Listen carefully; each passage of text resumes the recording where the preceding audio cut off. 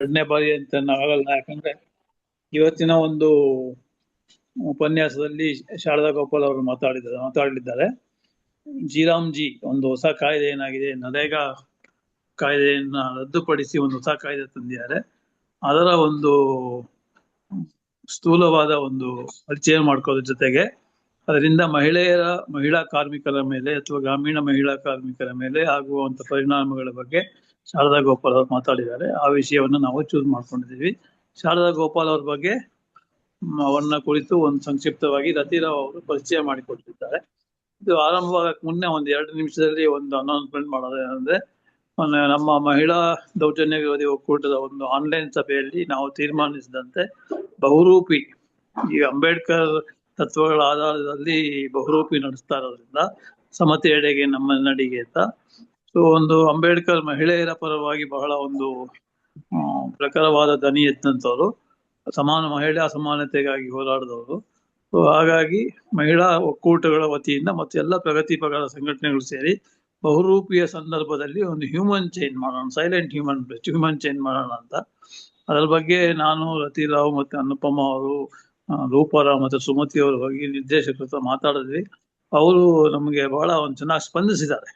ಅಂದ್ರೆ ಅವ್ರದೇ ಆದ ಒಂದು ತಾಂತ್ರಿಕ ಸಮಸ್ಯೆಗಳಿರೋದ್ರಿಂದ ಮೇಲಧಿಕಾರಿಗಳ ಜೊತೆ ಚರ್ಚೆ ಮಾಡಿ ಅದು 11ನೇ ತಾರೀಕು ಮಾಡ್ಬೋದಾ ಅಥವಾ ಅಧಿಕೃತ ಉದ್ಘಾಟನೆ ದಿನ 12ಕ್ಕೆ ಮಾಡ್ಬೋದಾ ಅಥವಾ ಸೆಮಿನಾರ್ಗಳಿದೆಯಲ್ಲ ಲಾಸ್ಟ್ 17-18 ಮಾಡ್ಬೋದಾ ಅನ್ನೋದ್ರ ಬಗ್ಗೆ ಅವ್ರು ಇಷ್ಟೊಳಗೆ ನಮಗೆ ತಿಳಿಸ್ತಾರೆ. ಅದು ತಿಳಿಸಿದ ನಂತರ ನಾವು ಯಾವ ರೀತಿ ಅಲ್ಲಿ ಮಾಡ್ಬೋದು ಅನ್ನೋದ್ರ ಬಗ್ಗೆ ನಾವು ಗ್ರೂಪ್ ನಲ್ಲಿ ಇನ್ಫಾರ್ಮ್ ಮಾಡ್ತೀವಿ. ಇಷ್ಟು ಹೇಳ್ತಾ ಈಗ ಫ್ರೈಡೆ ಫೋರಂ ಚರ್ಚೆಗೆ ಶಾರದಾ ಗೋಪಾಲ್ ಅವರನ್ನ ಸ್ವಾಗತಿಸ್ತಾ ಅವರ ಬಗ್ಗೆ ರತಿರಾವ್ ಅವರು ಒಂದು ಸಂಕ್ಷಿಪ್ತ ಪರಿಚಯವನ್ನ ಮಾಡ್ಕೊಡ್ಬೇಕು ಅಂತ ಹೇಳಿ ರಿಕ್ವೆಸ್ಟ್ ಮಾಡ್ಕೊಡ್ತೀನಿ. Rathi Rao, over to you. Thank you Diwakar. ಎಲ್ರಿಗೂ ನಮಸ್ಕಾರ. ಶಾರದಾ ಗೋಪಾಲ್ ಅವ್ರನ್ನ ಪರಿಚಯ ಮಾಡುವಂತ ಹಾಸ್ಯಾಸ್ಪದ ಅನ್ಸುತ್ತೆ. ಇವರು ಪ್ರಜಾವಾಣಿಯಲ್ಲಿ ಆಗಾಗ್ಗೆ ಅವ್ರದ್ದು ಲೇಖನ ಬರ್ತಾನೆ ಇರ್ತೇವೆ. ಶೀಸನ್ ಅವರನ್ನ ಅಂಕಣಗಾರ್ತಿ ಅಂತ ಹೇಳ್ಬೇಕು. ಯಾಕಂದ್ರೆ ಅವರು she is a writer, great writer, very progressive writer. ಇವರು ಸಾಮಾಜಿಕ ಕಾರ್ಯಕರ್ತೆ. ಯಾಕಂದ್ರೆ ಇವರು ಅವರ ಬೆಳಗಾವಿನಲ್ಲಿ ಖಾನಾಪುರದ ಹಳ್ಳಿಯಲ್ಲಿ ಒಂದು ಜಾಗೃತಿ ಅಂತ ಒಂದು ಆರ್ಗನೈಸೇಷನ್ ಲಾಂಚ್ ಮಾಡಿ ಅಲ್ಲಿ ಕೆಲಸ ಮಾಡ್ತಾ ಇದ್ದಾರೆ ಅವರು ಮತ್ತೆ ಅವರ ಹಸ್ಬೆಂಡ್ ಗೋಪಾಲ್ ಅವರು. ಇವರು ಆರೋಗ್ಯ, ಉದ್ಯೋಗ, ಈ ತರ ವಿಚಾರಗಳ ಬಗ್ಗೆ ಮತ್ತೆ ಮಹಿಳೆಯರ ಬಗ್ಗೆ ಇವರು ಕಾಳಜಿ ವಹಿಸ್ಕೊಂಡು ಅಲ್ಲಿ ಕೆಲಸ ಮಾಡ್ತಾರೆ. ಹಾಗಾಗಿ she is A activist come writer come she is A ಒಂಥರ ಪ್ರೋಗ್ರೆಸಿವ್ ಪರ್ಸನಾಲಿಟಿ.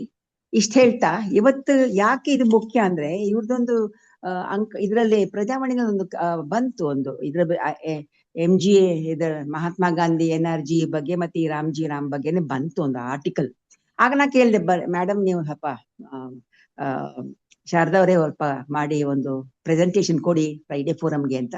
ಅವರು ಸಂತೋಷವಾಗಿ ಒಪ್ಕೊಂಡ್ರು. ಅದು ಮುಖ್ಯ ಆಗುತ್ತೆ.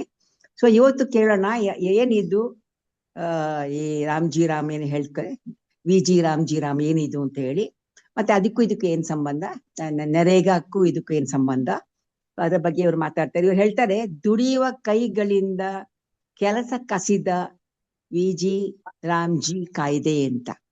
ಹೆಂಗೆ ಇದು ಕಲಿಸ್ತಾ ಇದೆ, ಎಲ್ಲಿ ಹೋಗ್ತಾ ಇದೆ ಈ ರಾಮ್ ಅಂತ ನೋಡೋಣ. ಸೆಂಟರ್ ಕಡೆ ಮುಖ ಮಾಡಿದ್ಯಾ ಅಥವಾ ನಮ್ಮ ಹಳ್ಳಿ ಕಡೆ ಮುಖ್ಯ ಮಾಡಿದ್ಯಾ ಅಂತ ಹೇಳ್ತಾರೆ ಅವ್ರು ನಮ್ಗೆ. ಓವರ್ ಟು ಯು ಶಾರದಾ ಅವರೇ, you can start your presentation. Thank you Rathi Rao ಅವರೇ, ಮತ್ತೆ ಎಲ್ಲರಿಗೂ ನಮಸ್ಕಾರ. ಮೊಟ್ಟ ಮೊದಲನೇದಾಗಿ ಅಂದ್ರೆ ನಾವಂತೂ ನಿರ್ಧಾರ ಮಾಡಿದ್ದೀವಿ ಇದಕ್ಕೆ ರಾಮ್ಜಿ ಅಂತೆಲ್ಲ ಕರೆಯೋದು ಬೇಡ ಅಂತೇಳಿ. ಅವರು ಮುದ್ದಾಮು ರಾಮನ ಹೆಸರು ಬರ್ಬೇಕು ಅಂತ ಹೇಳಿ ವಿಚಿತ್ರವಾದ ಅದೇನೋ ವಿಕಸಿತ ಭಾರತ, ಅದೇ ಒಂದ್ ಕಡೆ ರೋಜ್ಗಾರ್ ಅಂತೇಳಿ ಹಿಂದಿ ಶಬ್ದ ಬರ್ತದೆ, ಇನ್ನೊಂದ್ ಕಡೆ ಏನು ಎಂಪ್ಲಾಯ್ಮೆಂಟ್ ಹಿಂಗೆ ಅಂತದ್ದು ಇಂಗ್ಲಿಷ್ ಶಬ್ದ ಬರ್ತದೆ. ವಿಚಿತ್ರವಾಗಿ ಫ್ರೇಮ್ ಮಾಡಿದ್ದಾರೆ ಹೆಸರನ್ನ. ಅದು ರಾಮ್ಜಿ ಅಂತ ಬರ್ಬೇಕು ಅಂತ. ಅದಕ್ಕೆ ನಾವಂತೂ ಹಾಗೆ ಕರೆಯೋದು ಬೇಡ, ನಾವು ಗ್ರಾಮ್ಜಿ ಅಂತ ಕರೆಯೋಣ ಅಂತ ಹೇಳಿ ನಿರ್ಧಾರ ಮಾಡಿದೀವಿ. ಸೊ ನಾನು ಗ್ರಾಮ್ಜಿ ಅಂತಲೇ ಹೇಳ್ತೀನಿ. ಈ ಅಂದ್ರೆ ಈ ಹೊಸ ಕಾನೂನು ಬಗ್ಗೆ ಪರಿಚಯ ಮಾಡ್ಕೊಳ್ಳೋದು, ಮತ್ತೆ ಹಳೆ ಕಾನೂನಕ್ಕೂ ಇದಕ್ಕೂ ಏನು ವ್ಯತ್ಯಾಸಗಳಿವೆ ಹೇಳೋಕ್ಕಿಂತ ಮೊದಲು ನಾವು ಸ್ವಲ್ಪ ನಮ್ಮ ಕೆಲಸದ ಹಿನ್ನೆಲೆಯನ್ನು ಹೇಳ್ತೀನಿ. ನಾವು ಖಾನಾಪುರ ತಾಲೂಕು ಅಂದ್ರೆ ಬೆಳಗಾವಿ ಜಿಲ್ಲೆಯ ಒಂದು ಮೂಲೆಯ ತಾಲೂಕದು. ಅಂದ್ರೆ ಅರ್ಧ ಬಯಲು ಪ್ರದೇಶ, ಉಳಿದರ್ಧ ಕಾಡು, ದಟ್ಟ ಕಾಡು ಶುರುವಾಗ್ತದೆ. ಮತ್ತೆ ಗೋವಾದ ಅಂಚಿನಲ್ಲಿರುವಂಥದ್ದು. ಈ ಕಾಡಿಂದ ಮುಂದೆ ಹೋದ್ರೆ ಗೋವಾಕ್ಕೆ ಜಿಗಿಬೇಕು ನಾವು. ಇದೇನು ಮಹದಾಯಿ ಅಂತ ಹೇಳಿ ಈ ಕಡೆ ಮಲಪ್ರಭಾ ಹರಿತದೆ, ಆ ಕಡೆ ಮಹದಾಯಿ ನದಿ, ಮುಂದೆ ಮಾಂಡೋವಿ ನದಿಯಾಗಿ, ಅಂದ್ರೆ ಘಟ್ಟದಿಂದ ಕೆಳಗೆ ಧುಮುಕಿದ ಮೇಲೆ ಅದು ಮಾಂಡೋವಿ ನದಿ ಅನ್ಸ್ಕೋತದೆ. ಸೊ ಈಗ ಆ ನದಿಯನ್ನು ಕೂಡ ತಿರುಗಿಸಿ ಕರ್ನಾಟಕಕ್ಕೆ ಅಷ್ಟು ನೀರು ತಗೋಬೇಕು ಅಂತ ಹೇಳಿ ಅದು ಬಹಳ ದೊಡ್ಡದಾಗಿ ಪ್ರಯತ್ನ ನಡೆದಿದೆ. ಸೊ ಇಲ್ಲಿಯ ಈ ಕಾಡಿನ ಜನಗಳು, ದಟ್ಟ ಕಾಡಿನಲ್ಲಿ ಸಾಕಷ್ಟು ಹಳ್ಳಿಗಳಿವೆ. ಕಾಡಿನ ಜನಗಳು ಪ್ರತಿ ವರ್ಷನೂ ಮಳೆಗಾಲ ಮುಗಿದ್ಮೇಲೆ ಎಲ್ಲರೂ ಗೋವಾಕ್ಕೆ ಹೋಗ್ಬಿಡ್ತಾರೆ, ದುಡಿಮೆಯನ್ನ ಹುಡುಕೊಂಡು. ಪ್ರತಿ ವರ್ಷನೂ ಎಲ್ಲ ಹಳ್ಳಿಗಳ ಎಲ್ಲ ಮನೆಗಳಲ್ಲೂ ಬೀಗ. ಎಷ್ಟು ವಿಚಿತ್ರ ಅನ್ನಿಸ್ತಾ ಇತ್ತು ಅಂದ್ರೆ, ಅಂಗನವಾಡಿ ನಡೆಯೋದಿಲ್ಲ, ಸ್ಕೂಲ್ಗಳು ನಡೆಯೋದಿಲ್ಲ ಅಂತ ಸ್ಥಿತಿ ಇತ್ತು ಇಲ್ಲಿ. ಸೊ ಇದು ಕಾಡಿನಲ್ಲಿ ನಮಗೆ ಕಾಡಿನಲ್ಲಿ ಒಳಗಿರುವಂತ ಹಳ್ಳಿಗಳಲ್ಲಿ ಕಾಣ್ತಾ ಇರುವಂತ ಚಿತ್ರ. ಅಲ್ಲಿಂದ ನೀವು ಈ ಕಡೆ ಬಯಲು ಪ್ರದೇಶಕ್ಕೆ ಬಂದ್ರೆ ಅಲ್ಲೆಲ್ಲ ಕಬ್ಬು ಬೆಳೀತಾರೆ ತುಂಬಾ, ಯಾಕಂದ್ರೆ ಒಳ್ಳೆ ಮಳೆ ಆಗುವಂತ ಜಾಗ ಇದು. ಮತ್ತೆ ಈಗೊಂದು 25-30 ವರ್ಷದ ಹಿಂದೆ ಗ್ರಾಮೀಣ ಬ್ಯಾಂಕು ಪ್ರತಿ ರೈತರಿಗೂ ಬೋರ್ವೆಲ್ ಹಾಕೊಳ್ಳಿಕ್ಕೆ ಸಾಲ ಕೊಡ್ತು. ಹಾಗಾಗಿ ಎಲ್ಲರೂ ಬೋರ್ವೆಲ್ ಹಾಕೊಂಡು ಎಲ್ಲರೂ ಕಬ್ಬು ಬೆಳೀತಾ ಇದ್ದಾರೆ. ಈ ಕಬ್ಬು ಕಟಾವು ಮಾಡ್ಲಿಕ್ಕೆ ಅಂತ ಹೇಳಿ ಮಹಾರಾಷ್ಟ್ರದಿಂದ ಹೆಣ್ಮಕ್ಳು ಬರ್ತಾರೆ, ಮಹಾರಾಷ್ಟ್ರದಿಂದ ಕುಟುಂಬಗಳು ಬರ್ತಾರೆ ವಲಸೆ. ಇಲ್ಲಿಯ ಜನ ಗೋವಾಕ್ಕೆ ಹೋಗ್ತಾರೆ, ಮಹಾರಾಷ್ಟ್ರದಿಂದ ಇಲ್ಲಿ ಬರ್ತಾರೆ ಜನ. ಸೊ ಆ ಹೆಣ್ಮಕ್ಳ ದುರಂತ ಕಥೆಗಳನ್ನ ನಾವು ಈಗಾಗಲೇ ಕೇಳಿದೀವಿ. ಎಷ್ಟೋ ಹೆಣ್ಮಕ್ಳು ಇಲ್ಲಿ ಬರುವಾಗ, ಅಂದ್ರೆ ಗುತ್ತಿಗೆದಾರ ಪ್ರತಿ ವರ್ಷನೂ ಅವ್ರನ್ನ ಎಂಗೇಜ್ ಮಾಡುವಾಗ ಹೆಣ್ಮಕ್ಳು ಬೇಡ ಅಂತ ಹೇಳ್ತಾನೆ ಗಂಡಸರಿಗೆ. ಹೆಣ್ಮಕ್ಳು ನೀವು ಕರ್ಕೊಂಡ್ಬರ್ಬೇಕು ಅಂದ್ರೆ ಅವ್ರದ್ದು ಬಸರು, ಬಾಣಂತನ ಇಂಥವೆಲ್ಲ ಇರಬಾರ್ದು, ಮುಟ್ಟು ಇದೆಲ್ಲ ಇರಬಾರ್ದು ಅವ್ರದ್ದು ಅಂತ ಹೇಳಿ ಆ ಕಂಡೀಷನ್ ಹಾಕಿರೋದ್ರಿಂದ ಆ ಹೆಣ್ಮಕ್ಳದ್ದು ಗರ್ಭಕೋಶಗಳನ್ನೇ ತೆಗೆದು ಹಾಕೊಂಡು ಬರ್ತಾರೆ ಆ ಹೆಣ್ಮಕ್ಳು. ಇದು ಕೂಡ ಆಗೋದು ಖಾನಾಪುರ ತಾಲೂಕಿನಲ್ಲೇನೆ, ಇಲ್ಲಿಗೇನೆ ಬರೋದು ಅವರು.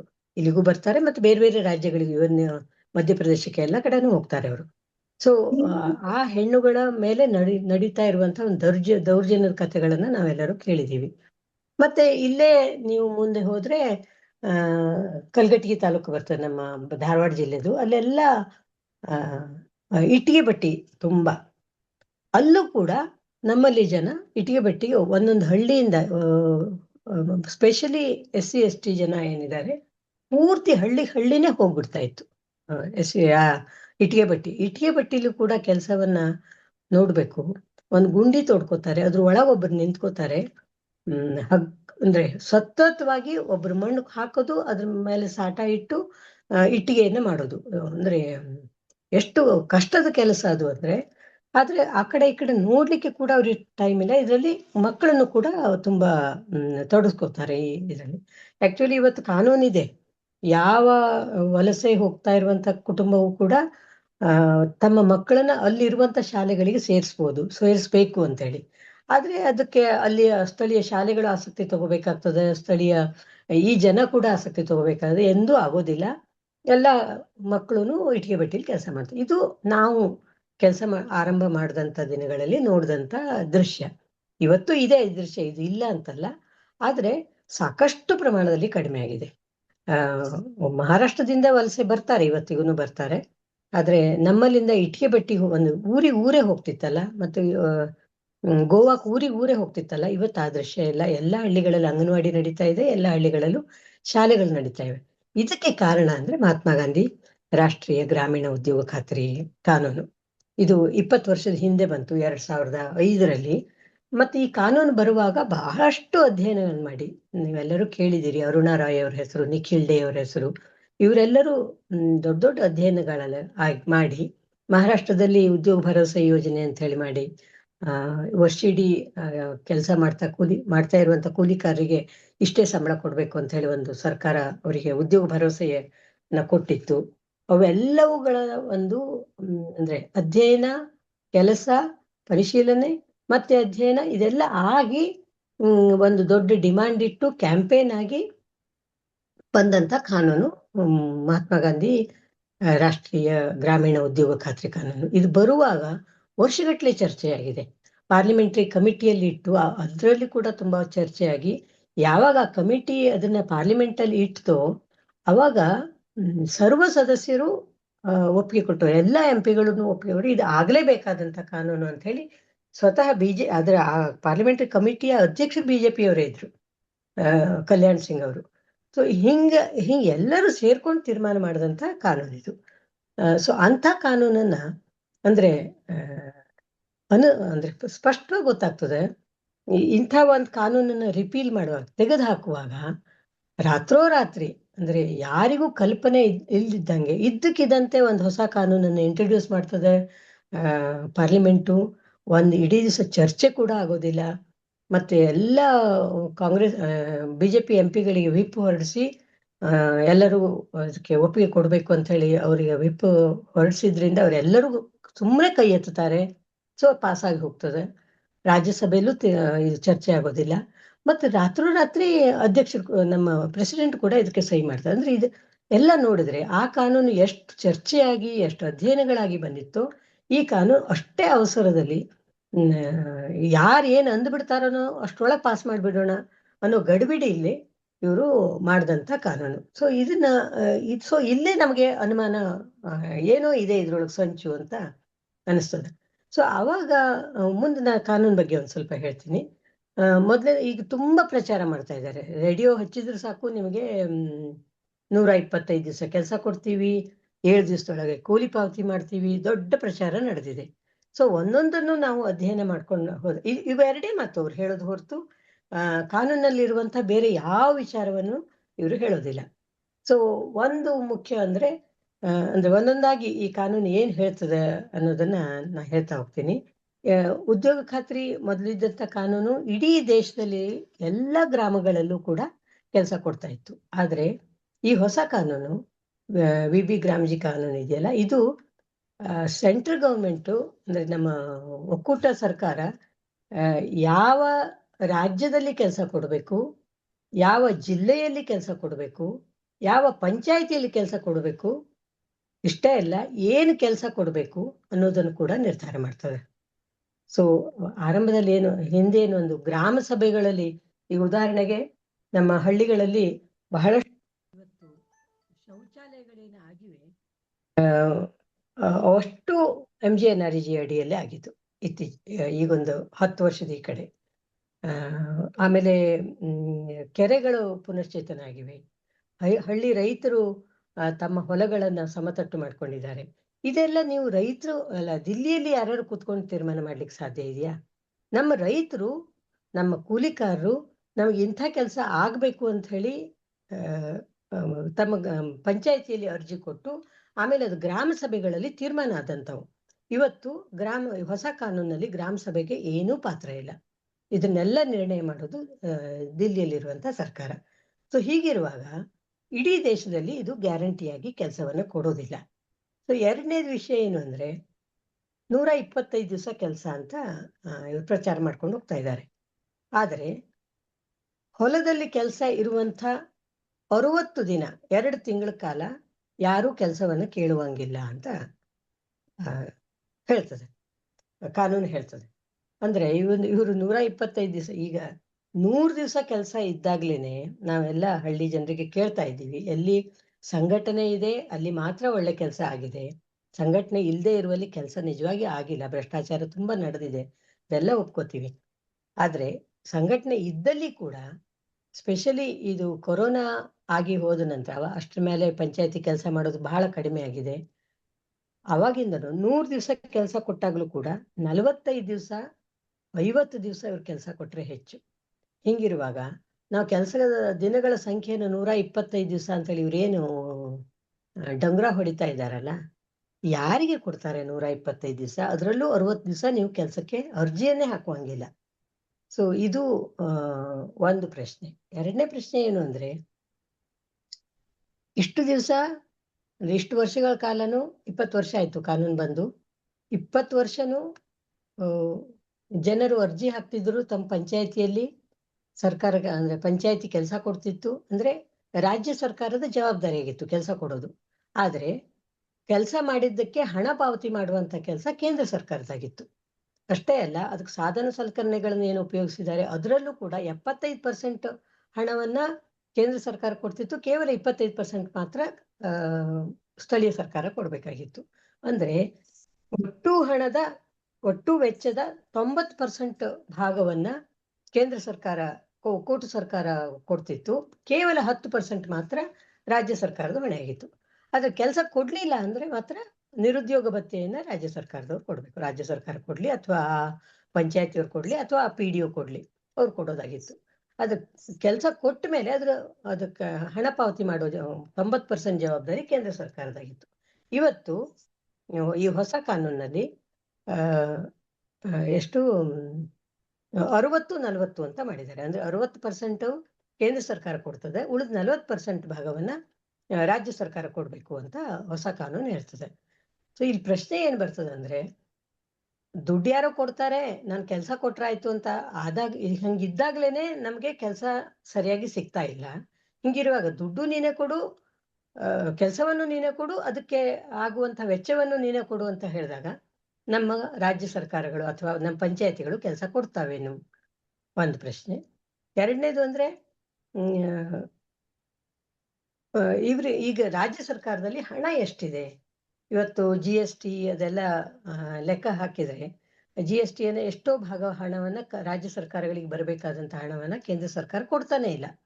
ಹಿಂಗಿರುವಾಗ ಇದ್ರ ಇರುವಂತ ರಿಸೋರ್ಸ್ ಸಂಪನ್ಮೂಲಗಳೇ ಅತಿ ಕಡಿಮೆ ಇರುವಾಗ ರಾಜ್ಯ ಸರ್ಕಾರಗಳಿಗೆ ರಾಜ್ಯ ಸರ್ಕಾರಗಳು ಕೆಲಸ ಹೇಗೆ ಕೊಡ್ತವೆ? ಮತ್ತೆ ನಾವೆಲ್ಲರೂ ಅರ್ಥ ಮಾಡ್ಕೊಳ್ಳೋಣ, ಯಾವ ಸರ್ಕಾರಕ್ಕೂ ಜನರಿಗೆ ಕೆಲಸ ಕೊಡೋದು ಬೇಕಾಗಿಲ್ಲ. ಅದು ಕೇಂದ್ರ ಸರ್ಕಾರ ಇರ್ಬೋದು, ರಾಜ್ಯ ಸರ್ಕಾರ ಇರ್ಬೋದು, ಕಾಂಗ್ರೆಸ್ ಇರ್ಬೋದು, BJP ಇರ್ಬೋದು. ಅದು ಅಧಿಕಾರದಲ್ಲಿ ಇದ್ದವರಿಗೆ ಯಾವಾಗ್ಲೂ ಜನರ ಕೆಲಸ ಕೇಳ್ಕೊಂಡು ಬಂದಾಗ ಅವ್ರಿಗೆ ಕೆಲಸ ಕೊಡೋ ಮನ್ಸಿರೋದಿಲ್ಲ. ಸೊ ಇಲ್ಲಿ ಹಣ ಬೇರೆಯವ್ರು ಕೊಡ್ತಾರೆ ಅಂದಾಗ ಅಟ್ಲೀಸ್ಟ್ ಕೆಲಸನಾದ್ರೂ ಸ್ವಲ್ಪ ಮಟ್ಟಿಗೆ ಕೊಡ್ತಿದ್ರು. ಮತ್ತೆ ಗ್ರಾಮ ಸಭೆದೊಂದು ಪಂಚಾಯತಿದೊಂದು ಪಾತ್ರ ಇರ್ತಿತ್ತು ಇಲ್ಲಿ. ಸೊ ಹಾಗಾಗಿ ಸ್ವಲ್ಪ ಮಟ್ಟಿಗಾದ್ರೂ ಕೆಲಸ ಸಿಕ್ತಿತ್ತು. ಸೊ ಇನ್ಮೇಲೆ ನಮಗೆ ಕೆಲಸ ಸಿಗ್ತದೇನು ಅನ್ನೋದು ದೊಡ್ಡ ಪ್ರಶ್ನೆ. ಸೊ ವರ್ಷದ ಎಲ್ಲ ದಿನಗಳಲ್ಲೂ ಕೆಲಸ ಸಿಗೋದು ಇಲ್ಲ, ದೇಶದ ಎಲ್ಲ ಭಾಗದಲ್ಲೂ ಕೆಲಸ ಕೊಡೋದು ಗ್ಯಾರಂಟಿ ಇಲ್ಲ, ಕೆಲಸ ಸಿಗೋದು ಗ್ಯಾರಂಟಿ ಇಲ್ಲ. ಅದಕ್ಕೊಂದು ಉದಾಹರಣೆ ಹೇಳಬೇಕು ಅಂದ್ರೆ ಕೇಂದ್ರ ಸರ್ಕಾರ ನೋಟಿಫೈ ಮಾಡಿದಂಥ ರಾಜ್ಯ ಮತ್ತೆ ಕೇಂದ್ರ ಸರ್ಕಾರ ನೋಟಿಫೈ ಮಾಡಿದಂಥ ಜಿಲ್ಲೆ ಪಂಚಾಯತಿಲಿ ಮಾತ್ರ ಕೆಲಸ ಸಿಗ್ತದೆ ಅಂತ ಹೇಳುವಾಗ, ಉದಾಹರಣೆಗೆ ಈಗ 4 ವರ್ಷದಿಂದ ಪಶ್ಚಿಮ ಬಂಗಾಳದಲ್ಲಿ ಉದ್ಯೋಗ ಖಾತ್ರಿ ಕೆಲಸವನ್ನ ಕೊಟ್ಟೇ ಇಲ್ಲ. ಅಲ್ಲೇನೋ ಭ್ರಷ್ಟಾಚಾರ ನಡೆದಿದೆ. ಭ್ರಷ್ಟಾಚಾರ ಎಲ್ಲಿ ನಡೆದಿಲ್ಲ, ಆದ್ರೆ ಅಲ್ಲಿ ಭ್ರಷ್ಟಾಚಾರ ನಡೆದಿದೆ ಅನ್ನೋ ಒಂದು ಕಾರಣ ಹಾಕಿ ನಮ್ಮ ಒಕ್ಕೂಟ ಸರ್ಕಾರ ಅಲ್ಲಿಯ ಜನರಿಗೆ ಕೆಲಸ ಕೊಡ್ತಾರೆ. 4 ವರ್ಷ ಆಯ್ತು. ಆಮೇಲೆ ಇದು ಸುಪ್ರೀಂ ಕೋರ್ಟಿಗೆ ಹೋಗಿ ಸುಪ್ರೀಂ ಕೋರ್ಟ್ ಅಲ್ಲಿ ತೀರ್ಮಾನ ಕೂಡ ಅವ್ರಿಗೆ ಕೆಲಸ ಕೊಡ್ಬೇಕು ಜನಕ್ಕೆ ಅಂತೇಳಿ. ಈ ತೀರ್ಮಾನ ಬಂದು 1 ವರ್ಷ ಆದ್ರೂ ಕೂಡ ಇನ್ನೂವರೆಗೂ ಕೆಲಸ ಕೊಡ್ತಾ ಇಲ್ಲ. ಸೊ ಅಂದ್ರೆ ಯಾವ ಸರ್ಕಾರ ನನಗೆ ಇಷ್ಟ ಇಲ್ಲ, ಯಾವ ಸರ್ಕಾರ ಇದೆ ಆ ರಾಜ್ಯ ನನಗೆ ಇಷ್ಟ ಇಲ್ಲ ಅಂದ್ರೆ ನಾನು ಕೆಲಸವನ್ನ ಅಲ್ಲಿ ನೋಟಿಫೈನೇ ಮಾಡೋದಿಲ್ಲ. ಈ ವರ್ಷ ನಾ ಏನ್ ಕಾರಣ ಕೊಡ್ಬೇಕಾದ ಅವಶ್ಯಕತೆ ಇಲ್ಲ, ನೋಟಿಫೈ ಮಾಡೋದೇ ಇಲ್ಲ. ಸೊ ಹಿಂಗಿರುವಾಗ ನೀವು 125 ದಿವಸ ಕೆಲಸ ಕೊಡ್ತಿರೋ, 100 ದಿವಸ ಕೆಲಸ ಕೊಡ್ತಿರೋ ಪ್ರಶ್ನೆನೇ ಅಲ್ಲ, ಇದು ಸಾರ್ವತ್ರಿಕನೇ ಅಲ್ಲ ಇವತ್ತು. ಸೊ ಅಂತ ಒಂದು ಕಾನೂನು ಇದು. ಆಮೇಲೆ ಮತ್ತೊಂದು ಬಹಳ ದೊಡ್ಡದಾಗಿ ಅವ್ರು ಪ್ರಚಾರ ಮಾಡ್ಕೊತಾ ಇರೋದು ಅಂದ್ರೆ ಭ್ರಷ್ಟಾಚಾರ ಬಹಳ ಇತ್ತು, ಭ್ರಷ್ಟಾಚಾರ ನಿವಾರಣೆ ಮಾಡ್ತೀವಿ ಅಂತೇಳಿ. ಈಗ 2014ರಿಂದನೂ 14ಕ್ಕಿಂತ ಇನ್ನು 18-19ರಿಂದ ಬಹುಶಃ ಶುರುವಾಗಿ ಜೋರ್ದಾರ್ ನಡೆದಿದೆ. NMMS ಅಂತೇಳಿ, ABPS ಅಂದ್ರೆ ಆಧಾರ್ ಬೇಸ್ಡ್ ಪೇಮೆಂಟ್ ಅಂತ, ಆಮೇಲೆ ಇದು monitoring national mobile monitoring system ಅಂತ ತಂದು ಪ್ರತಿಯೊಂದು ಕೆಲಸ ಮಾಡುವವ್ರದ್ದು ಅವ್ರ ಕೆಲಸ ಮಾಡುವವ್ರ ಕೈಯಲ್ಲಿ ಸ್ಮಾರ್ಟ್ ಫೋನ್ ಇರಬೇಕು, ಮೇಟ್ಗಳ ಕೈಯಲ್ಲಿ ಸ್ಮಾರ್ಟ್ ಫೋನ್ ಇರಬೇಕು, ಕೆಲಸದ ಫೋಟೋ ತೆಗಿಬೇಕು, ಎಲ್ಲೇ ಕೆಲಸ ನಡೀತಾ ಇದ್ರು ಅಲ್ಲಿಂದನೇ ಫೋಟೋಗಳನ್ನು ಅಪ್ಲೋಡ್ ಮಾಡಬೇಕು. ಆಮೇಲೆ ಆಧಾರ್ ಬೇಸ್ಡ್ ಪೇಮೆಂಟ್ ಅಂತೇಳಿ ಇಂಥವೆಲ್ಲ ಏನು ಡಿಜಿಟಲೈಸೇಷನ್ ಮಾಡಿ ಈಗಾಗಲೇ ಮಾಡಿದ್ದಾರೆ ನಿಜ. ಆದ್ರೆ ಇದು ಅಂದ್ರೆ ಕೇಂದ್ರ ಸರ್ಕಾರನೇ ಮಾಡಿದಂತ ಒಂದು ಅಧ್ಯಯನದ ಏನ್ ಹೇಳ್ತದಂದ್ರೆ, ಬಯೋಮೆಟ್ರಿಕ್ ಮತ್ತು ಫೋಟೋ ಹಾಜರಿ ಇದು ಇಂಥ ಡಿಜಿಟಲ್ ತಂತ್ರಜ್ಞಾನವನ್ನ ತಂದು ನಾವು ಭ್ರಷ್ಟಾಚಾರ ಕಡಿಮೆ ಮಾಡ್ತಾ ಇದ್ದೀವಿ ಅಂತ ಪಾರದರ್ಶಕತೆ ತಂದಿದ್ದೀವಿ ಅಂತ ಹೇಳ್ತಾನೆ ಇದು ಮನರೇಗಾವನ್ನ ನಾಶದತ್ತ ತಳ್ಳಿದೆ ಹೊರತು ಏನು ಭ್ರಷ್ಟಾಚಾರ ಕಡಿಮೆ ಮಾಡ್ಲಿಕ್ಕೆ ಆಗ್ಲಿಲ್ಲ ಅಂತ ಹೇಳಿ ಕೇಂದ್ರ ಸರ್ಕಾರನೇ ಒಪ್ಕೊಂಡಿದೆ.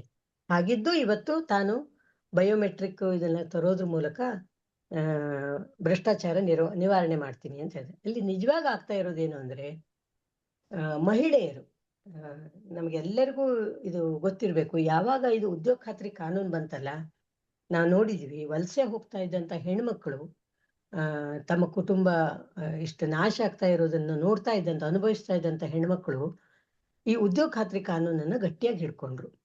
ಗಂಡಸರು ಒಪ್ಪಲಿಲ್ಲ ಕೆಲಸ ಮಾಡ್ಲಿಕ್ಕೆ, ಆದ್ರೆ ಹೆಣ್ಮಕ್ಳು ಮಾತ್ರ ನಮಗ್ ಪಂಚಾಯತಿ ಹೊರೆ ಮಾಡ್ತೀವ್ರಿ ನಾವು ಅಂತ ಹೇಳಿ ಮುಂದೆ ಬಂದು 1-2 ವರ್ಷ ಇವರಿಗೆ ಆಗದಂತ ಮಣ್ಣನ್ನ ಬುಟ್ಟಿ ಹೊರಿಸ್ಲಿಕ್ಕೆ ಒಬ್ರು ಗಂಡಸರು ಇಲ್ಲದೆ ಇದ್ದಾಗ್ಲೂ ಕೂಡ ಒಬ್ರು ಮತ್ತೊಬ್ರ ಜೊತೆ ಸೇರ್ಕೊಂಡು ಹೇಗೋ ಮಾಡಿ ಇವ್ರು ಕೆಲಸವನ್ನು ಮಾಡಿದ್ದಾರೆ.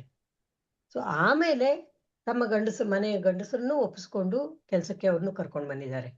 ಮತ್ತೆ ಈ ಹೆಣ್ಮಕ್ಳು ಅವರಲ್ಲೇ ಮುಂದಾಳತ್ವ ಇರುವಂತ ಹೆಣ್ಮಕ್ಳು ಉಳಿದೆಲ್ಲ ಹೆಣ್ಮಕ್ಳನ್ನ ಜೊತೆ ಸೇರಿಸ್ಕೊಂಡು ಗುಂಪುಗಳನ್ನು ಮಾಡಿಕೊಂಡು ಕೆಲಸ ಮಾಡಿದ್ದಾರೆ. ಅಂದ್ರೆ ಹೆಣ್ಮಕ್ಳಲ್ಲಿ ಒಂದು ಮುಂದಾಳತ್ವವನ್ನ ಬೆಳೆಸಿತ್ತು ಇದು. ಎಲ್ಲಿ ತನಕ ಇದು ಹಾಜರಾತಿ ಇದೆಲ್ಲದು ಕೈಯಲ್ಲಿ ಮಾಡ್ತಿದಾರಲ್ಲ, ಅಲ್ಲಿ ತನಕನೂ ಇವ್ರ ಮುಂದಾಳತ್ವನೇ ಇತ್ತು. ಎಲ್ಲ ಹಳ್ಳಿಗಳಲ್ಲಿ ಮೇಟ್ ಅಂದ್ರೆ ಹೆಣ್ಮಕ್ಳಿಗೆ ಸ್ವಲ್ಪ ಅಕ್ಷರ ಕಲ್ತಿದ್ರೆ ಸಾಕು, ಮತ್ತೆ ಚೆನ್ನಾಗಿ ಮಾತಾಡ್ಲಿಕ್ಕೆ ಬರ್ಬೇಕು, ಬೇರೆಯವ್ರನ್ನು ಕರ್ಕೊಂಡು ಹೋಗುವಂತ ಗುಣ ಇರಬೇಕು. ಸೊ ಇದೆಲ್ಲ ಮುಂದಾಳತ್ವದ ಲಕ್ಷಣಗಳಲ್ವಾ. ಸೊ ಅಂತ ಅವರೆಲ್ಲರೂ ಮಾಡಿದಂಥದ್ದು ಇದೆ. ಆದ್ರೆ ಯಾವಾಗ ಇದು ಸ್ಮಾರ್ಟ್ ಫೋನ್ ಅನ್ನ ಇಂಟ್ರೊಡ್ಯೂಸ್ ಮಾಡಿದ್ರು, ಬಹಳಷ್ಟು ಹೆಣ್ಮಕ್ಳು ನಮಗೆ ಎಲ್ಲಿಂದ ಬರ್ಬೇಕ್ರಿ ಸ್ಮಾರ್ಟ್ ಫೋನ್ ಅಂತ ಹೇಳಿ ಹಿಂಸರ್ಕೊಂಡ್ರು. ಅಷ್ಟಾದ್ರೂ ಎಷ್ಟೋ ಹೆಣ್ಮಕ್ಳು ತಮ್ಮ ಕಿವಿ ಓಲೆ ಮಾರಿಯೋ ಏನೇನೋ ಮಾಡಿ ಸಾಲ ಮಾಡಿಯೋ ಸ್ಮಾರ್ಟ್ ಫೋನ್ ತಂದ್ರು ನಿಜ. ಆದ್ರೆ ಇವ್ರೇನು ABPS ಇದು ಎಲ್ಲ ಪ್ರತಿ ದಿವಸ ಫೋಟೋ ಅಪ್ಲೋಡ್ ಮಾಡು ಇದನ್ನೆಲ್ಲ ಹೇಳಿದಾಗ ಅದು ಆ ಆ್ಯಪ್ಗಳ ಜೊತೆ ಕೆಲಸ ಗುದ್ದಾಡ್ಲಿಕ್ಕೆ ಆಗ್ಲಾರ್ದೇನೆ ಬಿಟ್ರು. ಬಹಳಷ್ಟು ಹೆಣ್ಮಕ್ಳು ಕೆಲಸವನ್ನು ಬಿಟ್ರು, ಅಲ್ಲಿ ಗಂಡಸರು ಬಂದ್ರು. ಸೊ ಹೀಗೆ ಹೆಣ್ಮಕ್ಳು ಯಾರು ತಮ್ಮ ಮನೆಗಳನ್ನ ಗಟ್ಟಿಯಾಗಿ ತಮ್ಮ ಸಂಸಾರವನ್ನು ಸರಿಯಾಗಿ ಇಟ್ಕೋಬೇಕು ಅನ್ನೋ ಒಂದು ವಿಚಾರ ಇಟ್ಕೊಂಡು ತಮ್ಮ ಮಕ್ಕಳನ್ನ ಅಂಗನವಾಡಿ ಕಳಿಸ್ಲಿಕ್ಕೆ, ಶಾಲೆಗಳು ಕಳಿಸ್ಲಿಕ್ಕೆ ಎಲ್ಲ ಶುರು ಮಾಡಿದ್ರು. ಅವರು ಈಗ ಮತ್ತೆ ಎಲ್ಲರನ್ನು ಒಟ್ಟಿಗೆ ಕರ್ಕೊಂಡು ಹೋಗ್ತಾ ಇದ್ದು, ಅವರ ಮುಂದಾಳತ್ವದ ಮೇಲೆ ದೊಡ್ಡ ಹೊಡೆತ ಬಿದ್ದಿದ್ದು ಈ ಸ್ಮಾರ್ಟ್ ಫೋನು ತಂತ್ರಜ್ಞಾನ ಅನ್ನೋದು ದೊಡ್ಡ ಹೊಡೆತವನ್ನು ಕೊಡ್ತು. ಸೊ ಹಿಂಗೆ ಇದು ತಂತ್ರಜ್ಞಾನ ಪಾರದರ್ಶಕತೆ, ಆಕ್ಚುಲಿ ಮೊದಲು ಪಾರದರ್ಶಕತೆ ಹೆಚ್ಚಿತ್ತು. ಯಾಕಂದ್ರೆ ಅಂದ್ರೆ ಯಾರು ಮಾಡ್ಕೋಬೇಡ್ರಿ, ಇಲ್ಲಿ ಹೆಣ್ಮಕ್ಳು ಇನ್ನು ಅಂದ್ರೆ ಜಗತ್ತಿನ ವ್ಯವಹಾರ ಬಹಳಷ್ಟು ಇನ್ನು ಕಲಿದೇ ಇದ್ದಂತ ಹೆಣ್ಮಕ್ಳಲ್ಲಿ ಭ್ರಷ್ಟಾಚಾರ ಕಡಿಮೆ ಇತ್ತು. ಅವರು ನೇರವಾಗಿ ಯಾರು ಬಂದಿದ್ದಾರೆ ಅವ್ರದ್ದಷ್ಟೇ ಹಾಜರಿ ಹಾಕ್ತಿದ್ರು, ಅದನ್ನೇ ತಗೊಂಡು ಪಂಚಾಯತಿಗೆ ತೋರಿಸ್ತಿದ್ರು. ಸಾರಿ, ಇವತ್ತು ಫೋಟೋ ಅಪ್ಲೋಡ್ ಮಾಡೋದು ಅಂತ ಹೇಳ್ತಾರಲ್ಲ, ನಾನು ಸ್ವತಃ ನೋಡಿದ್ದೀನಿ, ಅಲ್ಲಿಗೆ ಹೋಗುವಾಗ ನೋಡ್ತಾ ಇರ್ತೀನಿ. ಬೆಳಿಗ್ಗೆ 11 ಗಂಟೆ ಹೊತ್ತಿಗೆ ಒಂದ್ಸರಿ ಒಂದ್ ದೊಡ್ಡ ತಂಡ ಬರ್ತದೆ ಕೆಲಸ ಮಾಡೋ ಜಾಗಕ್ಕೆ. ಎಲ್ಲರದು ಫೋಟೋಗಳಾಗ್ತಾವ, ಅವ್ರು ಹೋಗ್ಬಿಡ್ತಾರೆ ವಾಪಸ್. ಆಮೇಲೆ ಮಧ್ಯಾಹ್ನ ಊಟ ಮುಗಿದ್ಮೇಲೆ ಎಲ್ಲ ಕೆಲಸ ಮುಗಿಯೋ ಟೈಮ್ ಬರ್ತದಲ್ಲ, 4:30-5 ಗಂಟೆ ಹೊತ್ತಿಗೆ ಇನ್ನೊಂದ್ಸರಿ ಅದೇ ತಂಡ ಪೂರ್ತಿ ಬರ್ತದೆ, ವಾಪಸ್ ಹೋಗ್ತಾರೆ ಫೋಟೋ ತೆಗೆಸ್ಕೊಂಡು. ಇದು ಭ್ರಷ್ಟಾಚಾರ ಅಲ್ವಾ? ಅಂದ್ರೆ ಇವ್ರು ಯಾರು ಕೆಲಸ ಮಾಡ್ತಾ ಇಲ್ಲ, ಆದ್ರೆ ಅವ್ರು ಕೆಲಸ ಮಾಡ್ತಾ ಇದ್ದಾರೆ ಅಂತೇಳಿ ಫೋಟೋಗಳು ಅಪ್ಲೋಡ್ ಆಗ್ತವೆ, ಅವ್ರ ಹಾಜರಿ ಬೀಳ್ತಾ ಇದೆ. ಸೊ ಇವ್ರು ಏನ್ ತಂತ್ರಜ್ಞಾನ ಅಂತ ಹೇಳ್ತಾರೆ, ಇದೆಲ್ಲ ತಂತ್ರಜ್ಞಾನದೊಳಗೂ ತಂತ್ರಜ್ಞಾನಕ್ಕಿಂತ ಮೊದಲೇನೆ ಭ್ರಷ್ಟಾಚಾರ ಪ್ರವೇಶ ಮಾಡ್ಬಿಟ್ಟಿದೆ. ಮತ್ತೆ ಇನ್ನೊಂದು ಅವ್ರು ಬಹಳ ಪ್ರಚಾರ ಮಾಡ್ತಾ ಇರೋದು ಏನು ಅಂದ್ರೆ, ಕಾಂಗ್ರೆಸ್ ಸರ್ಕಾರ ಕಡಿಮೆ ಹಣ ಇಟ್ಟಿತ್ತು, ನಾವು ತುಂಬಾ ಹಣ ಖರ್ಚು ಮಾಡಿದೀವಿ ಅಂತೇಳಿ. ಕಾಂಗ್ರೆಸ್ ಸರ್ಕಾರ ಇದ್ದಿದ್ದು ಯಾವಾಗ? ಎಷ್ಟು ವರ್ಷದಿಂದ? 10 ವರ್ಷದ ಹಿಂದೆ. 10 ವರ್ಷದಿಂದ ಹಿಂದೆ ಕೂಲಿಯ ಇದು ಎಷ್ಟಿತ್ತು, ಸರ್ಕಾರದ ಬಜೆಟ್ ಎಷ್ಟಿತ್ತು, ಇದು ಯಾರು ಲೆಕ್ಕ ಆಗ್ತಾ ಇಲ್ಲ. ಅವತ್ತಿನ ಬಜೆಟ್ ಎಷ್ಟಿತ್ತು, ಇವತ್ತಿನ ಬಜೆಟ್ ಎಷ್ಟು ಇರಬೇಕು ಅಂತೇಳಿ. ಥ್ರೂಔಟ್ ಪ್ರತಿ ವರ್ಷ ಬಜೆಟ್ ಆದ ಕೂಡಲೇ ಇದೊಂದು ಚರ್ಚೆ ನಡೆದೇ ಇರುತ್ತೆ, NREGಗೆ ಬಹಳ ಕಡಿಮೆ ಹಣ ಇಟ್ಟಿದ್ದಾರೆ ಅಂತೇಳಿ. ಕಳೆದ ವರ್ಷದ ಬಾಕಿನೇ ಅದರಲ್ಲಿ ಸುಮಾರು 30-40% ಅಷ್ಟು ಹಣ ಕಳೆದ ವರ್ಷದ ಬಾಕಿನೇ ಇರ್ತಾ ಇದ್ರೂ ಕೂಡ, ಕಳೆದ ವರ್ಷ ಎಷ್ಟು ಬಜೆಟ್ ಇಟ್ಟಿದ್ರು ಅಷ್ಟೇ ಬಜೆಟ್ ಅನ್ನು ಈ ವರ್ಷನೂ ಇಡೋದು. ಇದು ಸುಮಾರು 5-6 ವರ್ಷಗಳಿಂದ ಸತತವಾಗಿ ನಡ್ಕೊಂಡು ಬರ್ತಾ ಇದೆ. ಪ್ರತಿ ವರ್ಷನೂ ಇದ್ರ ಬಗ್ಗೆ ಗದ್ದಲ ಆದ್ರೂ ಎಷ್ಟಾದ್ರೂ ಇವತ್ತು ನಾಚಿಕೆ ಇಲ್ಲದೆ ಅವ್ರು ಹೇಳ್ತಾ ಇದ್ದಾರೆ, ನಾವು ಬಜೆಟ್ ಜಾಸ್ತಿ ಇಡ್ತಾ ಇದ್ದೀವಿ, ಜಾಸ್ತಿ ಹಣವನ್ನು ಖರ್ಚು ಮಾಡಿದ್ದೀವಿ ಅಂತೇಳಿ. ಸೊ ಇನ್ನೊಂದು ಮುಖ್ಯ ವಿಷಯ ಇದೆ, ಏನಂದ್ರೆ ಜನರಿಗೆ ಹಕ್ಕಾಗಿ ಸಿಕ್ಕಿತ್ತು ಇದು. ಮಹಾತ್ಮ ಗಾಂಧಿ ರಾಷ್ಟ್ರೀಯ ಗ್ರಾಮೀಣ ಉದ್ಯೋಗ ಖಾತ್ರಿ ಜನರಿಗೆ ಹಕ್ಕಾಗಿ ಸಿಕ್ಕಿತ್ತು. ಮತ್ತೆ ನೀವು ಬಜೆಟ್ ಎಷ್ಟು ಬೇಕಾದ್ರೂ ಇಟ್ಕೊಳ್ರಿ, ಅವ್ರು ಬರೀ 76,000 ಕೋಟಿ ಇರ್ಲಿ, 86,000 ಕೋಟಿ ಇರ್ಲಿ, ಆ ಬಜೆಟ್ ಖರ್ಚು ಅರ್ಧ ವರ್ಷದಲ್ಲೇ ಖರ್ಚಾಗೋಗಿದ್ರು ಕೂಡ ಕೆಲಸ ಮಾಡುವವ್ರು ಮುಂದುವರಿಸ್ತಿದ್ರು ಕೆಲಸವನ್ನ. ಯಾಕಂದ್ರೆ ಇವತ್ತಿಲ್ಲ ನಾಳೆ ಬಂದೇ ಬರ್ತದೆ ಆ ದುಡ್ಡು ಅನ್ನುವಂಥ ಒಂದು ಧೈರ್ಯ ಮತ್ತು ವಿಶ್ವಾಸ ಇರ್ತಿತ್ತು ಜನಕ್ಕೆ. ಮುಂದಿನ ವರ್ಷದ ಬಜೆಟ್ನಲ್ಲಾದ್ರೂ ನಮ್ಮ ಹಣವನ್ನು ನಮ್ಗೆ ಕೊಡ್ತಾರೆ ಅಂತ ಹೇಳಿ. ಆದ್ರೆ ಈಗ ಮೊದಲನೇದಾಗಿ ಎಲ್ಲಿ ಕೆಲಸ ಸಿಗ್ತದೆ ಅನ್ನೋದು ಗ್ಯಾರಂಟಿ ಇಲ್ಲ. ಎಷ್ಟು ಬಜೆಟ್ ಇಡ್ತೀರಿ ಅನ್ನೋದನ್ನ ಮೊದಲೇ ಹೇಳಬೇಕು, ಮೊದಲೇ ನೋಟಿಫೈ ಮಾಡಬೇಕು ಅಂತ ಹೇಳ್ತದೆ. ಸೊ ಹಕ್ಕಾಗಿ ಉಳ್ದೇ ಇಲ್ಲ. ಈಗ ಹೊಸ ಕಾನೂನು ಏನ್ ಬಂದಿದೆ ಇದು ಹಕ್ಕಾಗಿ ಉಳ್ದಿಲ್ಲ. ಕೇಂದ್ರ ಸರ್ಕಾರ ಒಕ್ಕೂಟ ಸರ್ಕಾರ ನಿರ್ಧಾರ ಮಾಡ್ತದೆ ಎಲ್ಲಿ ಕೆಲಸ ಯಾರು ಮಾಡ್ಬೇಕು ಅಂತ ಹೇಳಿ. ಮತ್ತೆ ಈಗಾಗಲೇ ಸಾಕಷ್ಟು ಜಾಬ್ ಕಾರ್ಡ್ಗಳು ಡಿಲೀಟ್ ಆಗಿ ಹೋಗಿವೆ. ಅವುಗಳನ್ನ ಅಂದ್ರೆ ಏನೇನೋ ಕಾರಣ ಹೇಳಿ ಅಥವಾ ಕಾರಣನೂ ಇಲ್ದೇನೆ ಸ್ವತಃ ಪಂಚಾಯತಿಗೆ ಗೊತ್ತಿರೋದಿಲ್ಲ ತಮ್ಮಲ್ಲಿರೋ ಎಷ್ಟು ಜಾಬ್ ಕಾರ್ಡ್ಗಳು ಡಿಲೀಟ್ ಆಗಿವೆ ಅನ್ನೋದು. ಡಿಲೀಟ್ ಮಾಡ್ತಾನೆ ಇದ್ದಾರೆ ಸತತವಾಗಿ. ಸೊ ಇದನ್ನೆಲ್ಲ ನೋಡಿದ್ರೆ ಇವತ್ತು ಹೊಸ ಕಾನೂನು ಜನರಿಗೆ ಕೆಲಸವನ್ನ ಒಂದು ಹಕ್ಕಾಗಿ ಕೊಡ್ತಾ ಇಲ್ಲ. ಬದಲಿಗೆ ಕೇಂದ್ರ ಸರ್ಕಾರ, ಒಕ್ಕೂಟ ಸರ್ಕಾರ ಏನ್ ಹೇಳ್ತದೆ ಅಲ್ಲಿ ಅದನ್ನ ಅಂದ್ರೆ ನಿಮಗೆ ನಾವು ಹೇಳ್ತೀವಿ. ಒಂದು ನಿರಂಕುಶ ಪ್ರಭುತ್ವದಲ್ಲಿ ಏನಿರ್ತದಲ್ಲ, ಅಥವಾ ಒಬ್ಬ ಊರ್ ಗೌಡ ಏನು ಹೇಳ್ತಾನಲ್ಲ, ಈ ಕೆಲ್ಸಕ್ಕೆ ಬಾ, ನಾಡ್ದು ಕೆಲಸ ಸಿಗ್ತದೋ ಇಲ್ಲೋ ಗ್ಯಾರಂಟಿ ಇಲ್ಲ, ನಾ ಕೊಡ್ತೀನೋ ಇಲ್ಲೋ ಗೊತ್ತಿಲ್ಲ. ಸೊ ಅಂಥ ಒಂದು ಪರಿಸ್ಥಿತಿಯ ನಿರ್ಮಾಣ ಮೊದಲಿದ್ದಂಗೆ ಮತ್ತೆ ವಾಪಸ್ಸು ಆ ಕಾಲಕ್ಕೆ ನಾವು ಹೋಗ್ತಾ ಇದ್ದೀವಿ. ಸೊ ಆಗ್ಲೇ ನಾನು ಹೇಳ್ದಂಗೆ ಪಂಚಾಯಿತಿ ಮತ್ತೆ ಗ್ರಾಮ ಸಭೆ ನಾವು ಇಲ್ಲಿ ಎಲ್ಲರಿಗೂ ಕಾಣ್ಬೋದು, ಏನು ಮಹಾತ್ಮ ಗಾಂಧಿ ಹೆಸರು ತೆಗೆದ್ರು ಅಂತೇಳಿ, ಹೆಸರು ತೆಗೆದು ರಾಮನ ಹೆಸರು ಇಟ್ಕೊಂಡು ಮಾಡಿದ್ರು ಅಂತೇಳಿ. ಇವರು ಗಾಂಧಿ ಹೆಸರು ಇಡ್ಲಿ ಬಿಡ್ಲಿ ಅದು ಜನ ಎಂದು ಅದನ್ನ ಕೇಳೇ ಇರ್ಲಿಲ್ಲ, ಅದ್ರ ಬಗ್ಗೆ ಯಾರೂ ತಲೆ ಕೆಡ್ಸ್ಕೊತಾನೂ ಇಲ್ಲ. ಆದ್ರೆ ಖರೇ ಅವರು ಬಾಣ ಬಿಟ್ಟಿದ್ದು ಅಂಬೇಡ್ಕರ್ ವಿಚಾರಗಳಿಗೆ. ಅಂಬೇಡ್ಕರ್ ಏನ್ ಹೇಳಿದ್ರು, ಕೆಲಸದ ಉದ್ಯೋಗದ ಹಕ್ಕು, ಘನತೆಯ ಬದುಕಿನ ಹಕ್ಕನ್ನ ಪ್ರತಿಪಾದಿಸಿದವರು ಅಂಬೇಡ್ಕರ್ ಅವರು. ಸೊ ಅಂಬೇಡ್ಕರ್ ವಿಚಾರಧಾರೆಗಳಿಗೆ ಇವರು ನೇರ ಬಾಣ ಬಿಟ್ಟಿದ್ದಾರೆ.